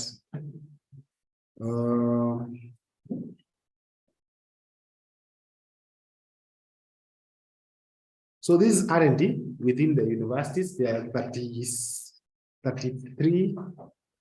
Let me confirm for you. There are some that sent the tables, but the tables were blank. So they were all 000. So this data means that they do not even have a budget. They have not put the entries for the budgets. So there were 4 universities out of 34 that sent us tables that were blank. Is it a wrong entry? Is it a wrong upload within Q2? So that's something that we'll follow up to confirm as they send in Q3. However, generally across board, the remaining 30 universities have been able to enter data at different categories. But some of these data, as I said, could have some gaps. So if you have gaps, you realize this formula will not compute at the end. And if it doesn't compute at the end, you end up having a figure down here that may not necessarily represent the true facts. And if you were to do a consolidation of access of all these data, with some of these gaps, it will be very difficult to be able to fit within a consolidated table. So my challenge to institutions is that as you fill the tables and you realize that these tables have gaps, you can try as much as possible to ensure that those gaps are minimized so that the data is more accurate and it will provide more information in terms of when you come now to consolidate. But as I said, I think we have around 15 that the data is well entered, quite accurate to some degree, but we have another 15 that the data has so many gaps. You may see how we may be able to fill in this. And as the DG said, if there are any challenges in terms of these entries, possibly you can reach out and see how we can support, and possibly also see how the CEO, the VC, and the CEOs of the research institutes can also see how they can provide data that will be able to provide direction within that level. And with that, Chair, I will return the meeting back to you. Thank you.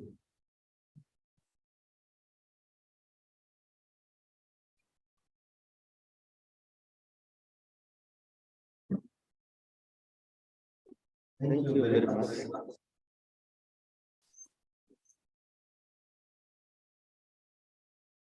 Thank you very much. Now we are going to receive some questions, and before we do that, we are going to answer some of the questions. I'm chairing this, I'm moderating this session, David Duby. So we are going to answer some of the questions which I have seen in the chat. There was the question of registration of researchers and how and who is registering, and also there was a question about in terms of dissemination, how can the dissemination be made to the public? And then there's a question of, does STI put into consideration STEM mentorship in schools? And then there's a question of what is the status on enhancing collaboration among STI stakeholders. Maybe you can answer that, and then we shall ask more questions from the participants. Anyone of you can try an answer? Okay. Thank you, Chair. Maybe you can take up the one for, does STM put into consideration the STEM mentorship programs in school? The answer is yes. I think now, considering that there is starting with CBC, the senior secondary has considered a STEM pathway to which that one is moved. So we are also involved in that process of seeing how we can play our advisory role as per the Act in terms of that. But apart from that, we have also moved into mentorship programs. I would say within this financial year, NACOSTI hosted a team from KU, that was female students in Kenyatta University, taking STNI Science and Technology programs. They did a visit to NACOSTI and they wanted us and we had some interaction and discussion programs on STEM career guide and such cases of mentorship. So it can be two ways. We can do visits where we're invited, and we also host when they ask to us, and we also engage them in terms of that.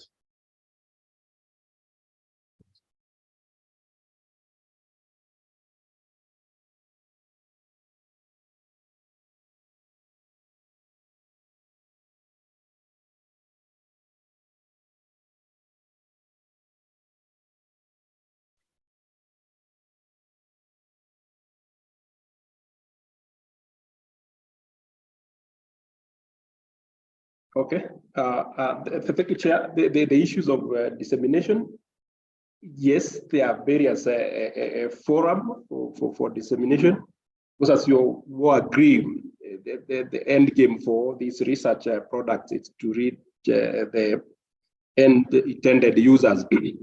Yes, the forums are there. County engagement, as DG had alluded in the morning, the cost is in the process of formalizing the framework to engage the counties that are able to reach out to that stakeholder. The other forums, such as like the upcoming the STI multi-sectoral conferences, are other avenues for researchers to disseminate these, and even for NACOSTI and research institution to share out their research findings. There was that issues of registered researchers, and I think it is in regard with the reporting tables that was answered on the chat. This regard those researchers who are cleared by institutional scientific ethic and review committees. So perhaps the registered researchers in regard to the ISACs cleared researchers. So that does not mean necessarily that you have to be registered to practice as a researcher. You know, it meant those who are cleared by ISACs. Thank you, Chair.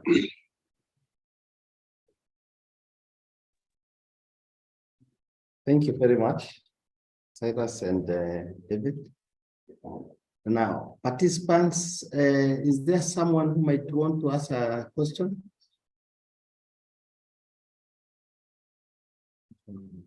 Yes. Dr. John, Yes. Yes. How are you? I'm good. I'm good. Nice meeting you. I have a question on table 10. It's about. I've also sent the same question to the chat. Is there any additional information required on this table 10? Okay, we'll answer that. Any other? We'll take like 3 questions, then we answer them. And Rintadi.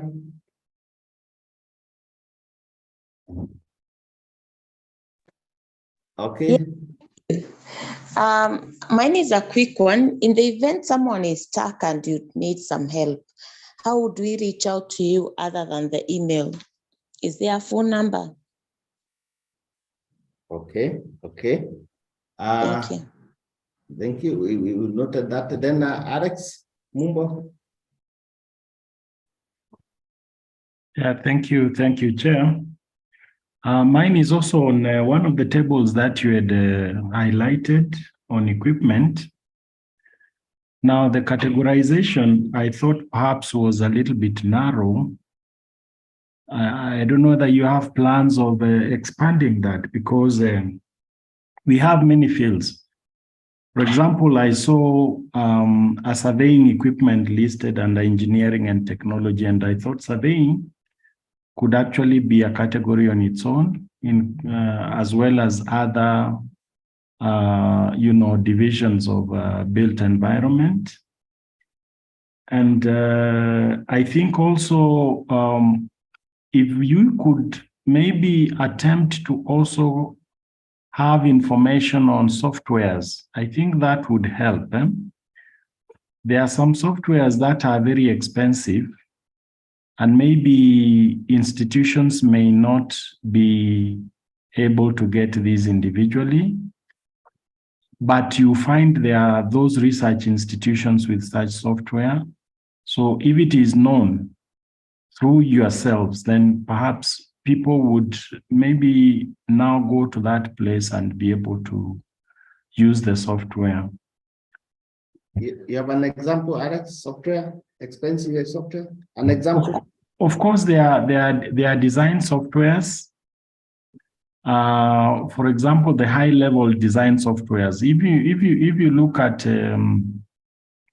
automotive design, there are some specialized softwares that may be costing, up to even 10 million per copy, and this is software that institutions cannot just afford as individual institutions.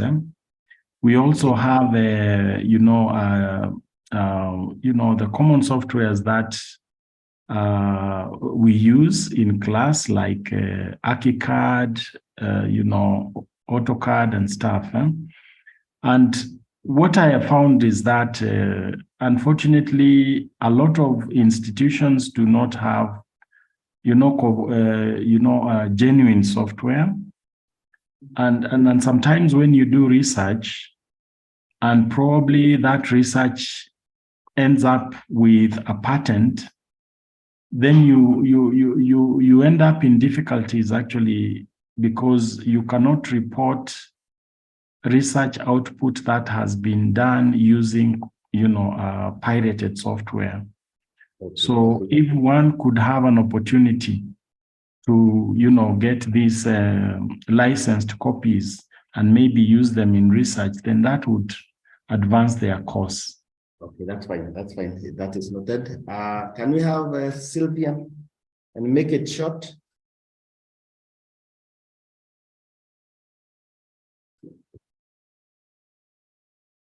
Unmute, Sylvia.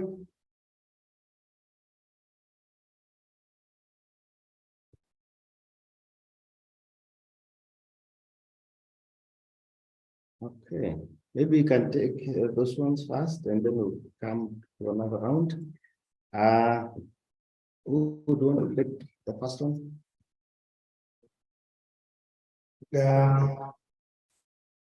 Thank you, Chair.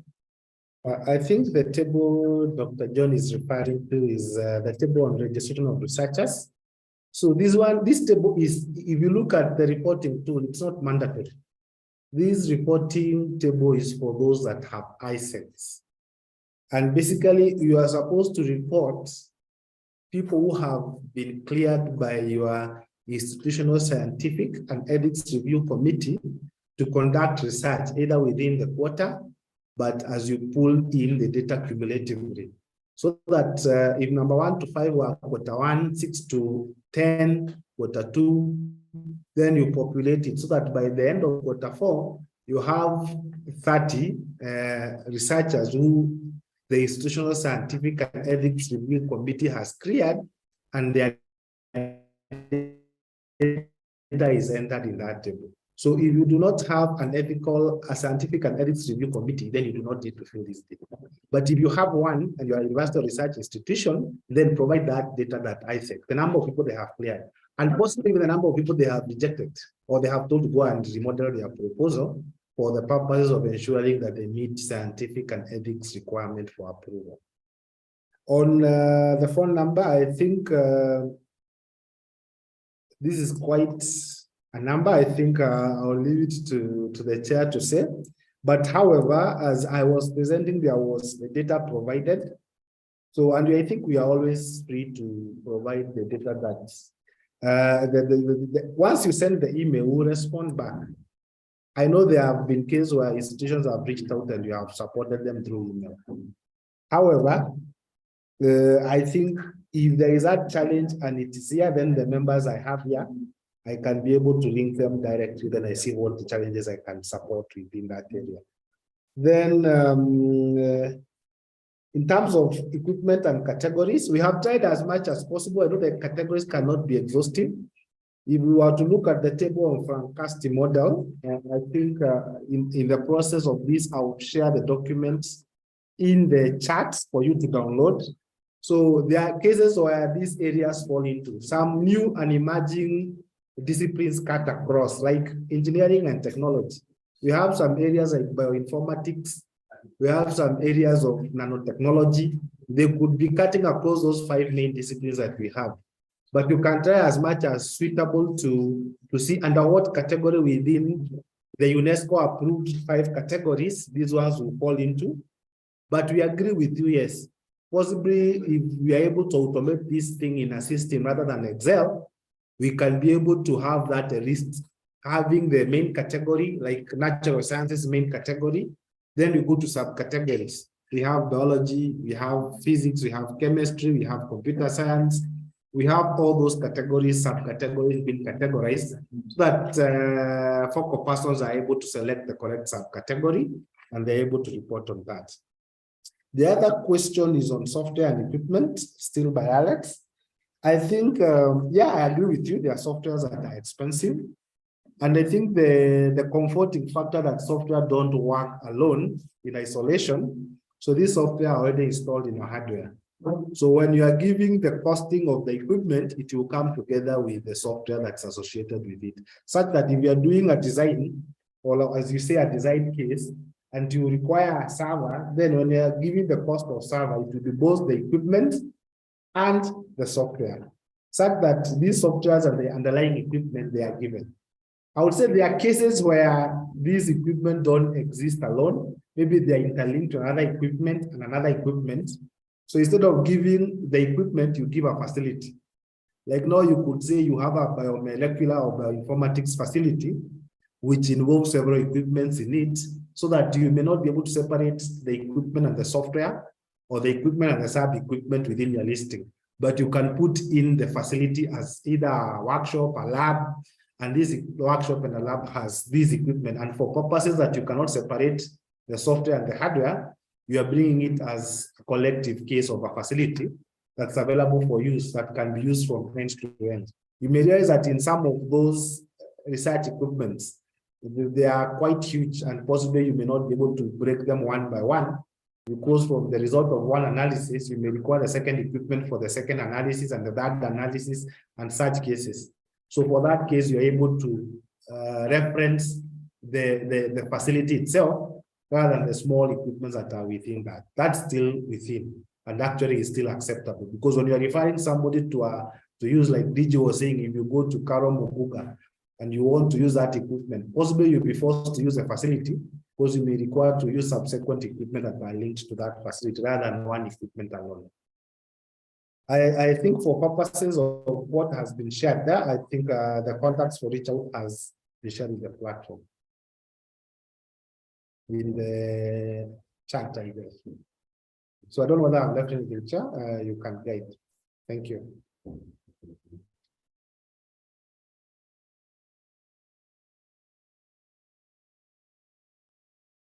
Thank you very much, Cyrus and Vivian. I think the number has been shared. There are two numbers there in case the email doesn't respond very fast. And then we can have another round of questions. The last round of 3 questions.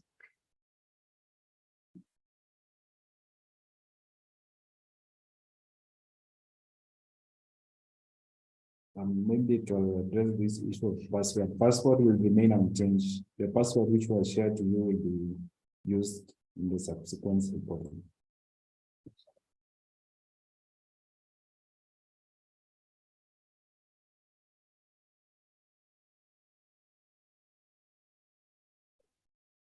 Dr. Justin? Dr. Justin, unmute. Thank you very much for the presentation. Mine is just an inquiry that relates to equipment. There was a time that there was this plan of having some national laboratories, I think in Konza, so that the issue of the expensive equipment is handled by getting this equipment put in one place, and researchers from all over could be able to use the equipment. I don't know whether you have any update on this. Thank you. Thank you very much. You are talking of a National Physical Laboratory? Yes, yes. The Ministry of Education has taken over, and some labs are in progress. Then maybe by the end of this year, we should be able to come back and tell you the progress. But it has started. Thank you. Oh, okay. Thank you.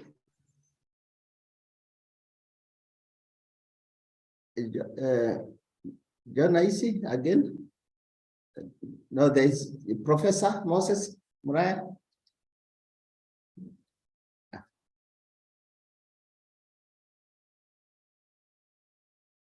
Susan?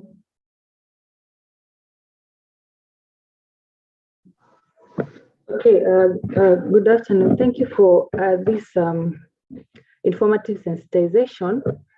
My concern regards the table that asks for qualifications. I can't really remember what number is, the number of the table. Okay, it requests for staff with doctorate, master's degree, and diploma, and there's that section for RPL. Could you kindly elaborate more on RPL, and also where do we place certificate holders? Because I do not see it on the table. Thank you.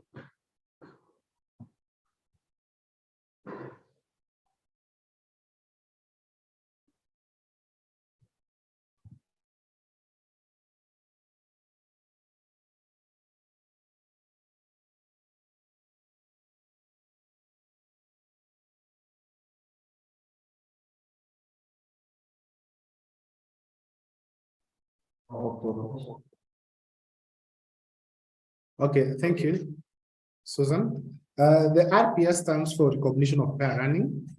These are certifications that are mapped to people who have previous skills, but may not necessarily have gone through formal employment. So this is a work that is done by the Kenya National Qualifications Authority and also works closely with the National Industrial Training Authority, that's NITA and KNQA. So I'll give an example, like you could have someone who has finished Form 4, then he joins mechanics, that means motor vehicle mechanics, and they're able to build skills and they can be assessed. They may not have gone through a formal diploma or certificate level, but NITA and KNQA can assess your skills. And that's what they call grade test. They call grade craftsman, grades certificate. They have up to what they call grade master craftsman. That means an equivalent of a master's degree, but based on assessment of skills that this person is able to do. So, and most of the team that work within this area, they work within an area of STI improvement, and some of them are already working in the public service or in the public sector. So that was the purpose of bringing it on board, that such qualifications can be catered within that level, and they can be accessed and be said to be working within a qualification of grading that can be assessed similar to what is academic, but in terms of running skills. And that cuts across quite a number of areas. Like now, if you are training on dressmaking, it's also a skill that can be acquired through what you're calling recognition of prior learning. Not formally given a certificate through an academic route, but through years of experience and workmanship. A skill is measured, even in welding and other areas that would fall within this. And these people would come on board and also support part of the STNI. Thank you. Thank you. Thank you very much, Silas. We are going to, at this juncture, we are going to close this session after Miheso has asked his question or concern. Miheso? Thank you very much for this lovely presentation and thought-provoking discussions. Kindly requesting for clarification in terms of members of our staff who are involved in national steering committees. They're not necessarily technical working groups, but they spend their time in these national steering committees. Where can we report that?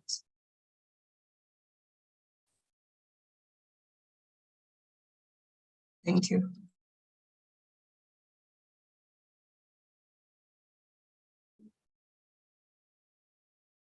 Barbara, can you expound? Hello, can you hear me? Yeah, can you repeat? Thank you. Thank you very much for this opportunity and for the thought-provoking discussions. I wanted some clarification with regards to members of our staff who are involved in national steering committees. They're not necessarily technical working groups, but they're very important groups in terms of collaborations and outputs from those committees. Where can we report national steering committees? Because it's not anywhere in the templates. Thank you. Who get back to that one? Okay, Anne, and then Anne, unmute.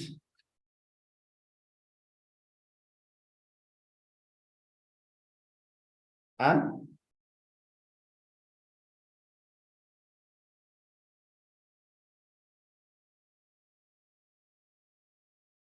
Anne?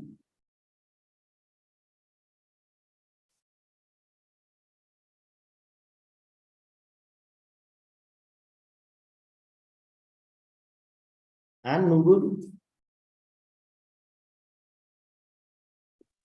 I see. Hello.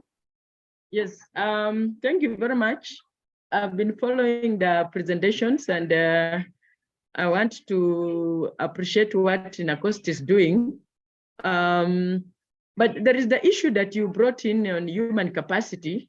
I had an explanation being given, but what we are giving as universities, universities have their own challenges, in the sense that there is also now more or less some freezing on employment, and also on promotions and appointments in general. I do not know how the data you are showing, if it's going to be sustained, and if we're retaining it.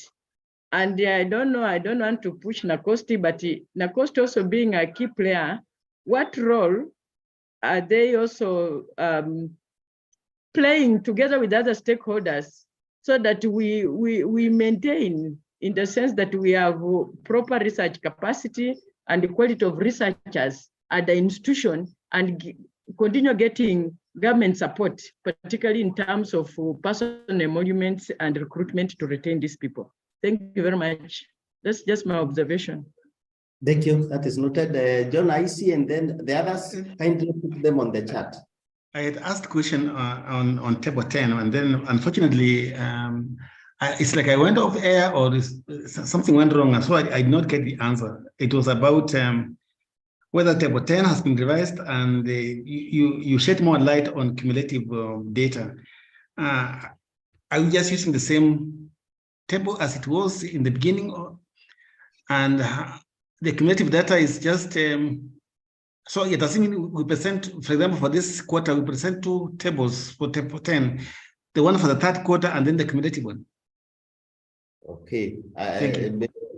Cyrus will answer. Maybe let us answer those 2 questions, and then the others you can put on the chat. We'll get back to you. Cyrus, you can start with the one for table 10. Okay, thank you, Daktari. I think I was trying to explain that table on registration of researchers is meant for institutions that are doing institutional ethics and review committee. And that's why you find that during reporting, it's optional. So it's not mandatory. So if you don't have an institutional ethics and review committee, you may not need to fill and submit that table for you. And at least the number of institutions that have that are aware. And they have also been taken through training on how to manage the data of researchers that they clear. So you may realize not all entries will fit. A researcher may come to get ethical clearance, but not a registered researcher with a research number. So that column you may leave blank, but give the name of the researcher, who you have cleared, or whose proposal you have rejected or you have been able to process. So it's supposed to be cumulative, such that the 1st quarter you cleared 10, then 2nd quarter you clear another 5, you move now from 10 to 15. Then the 3rd quarter you have cleared 15, you move now from 15 to 30. So that by 4th quarter, it will be cumulative data that you have been adding for the people you have cleared to go and conduct research. So some of these researchers will have all the entries data that can go across both that table. But some researchers will just maybe need the name and the institution. They may not be officially registered either with a professional group or any other research aspect of registration. So for that entry of data, you may just leave it and put the hyphen, showing that that data the researcher did not provide.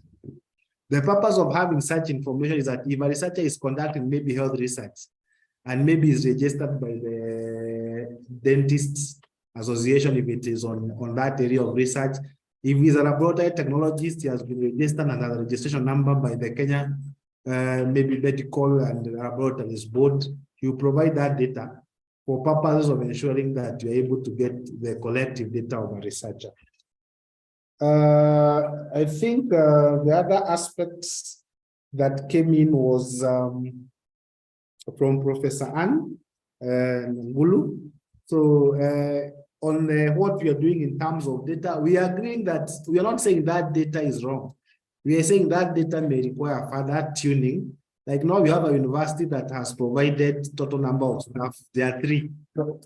So we can still confirm because the other university and the university colleges like Mamangina University that was formed the other day, possibly the people who are on board could be very few. So the number could still be factual, but for purposes of bringing that on board, it's considered.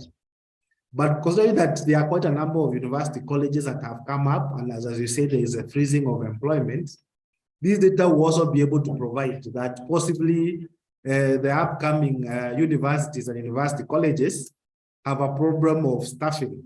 And if the data is, as we say, if it's confirmed they have 3 and it's a university college, that tells you it's already understaffed and possibly to require to recruit urgently for its sustainability moving forward and what models that can come with that. So we believe at the end of the report, if the data is accurate and is reconfirmed that the status of the various institutions in this category, both research institutions and universities are confirmed, then we are able to do that advisory within the report.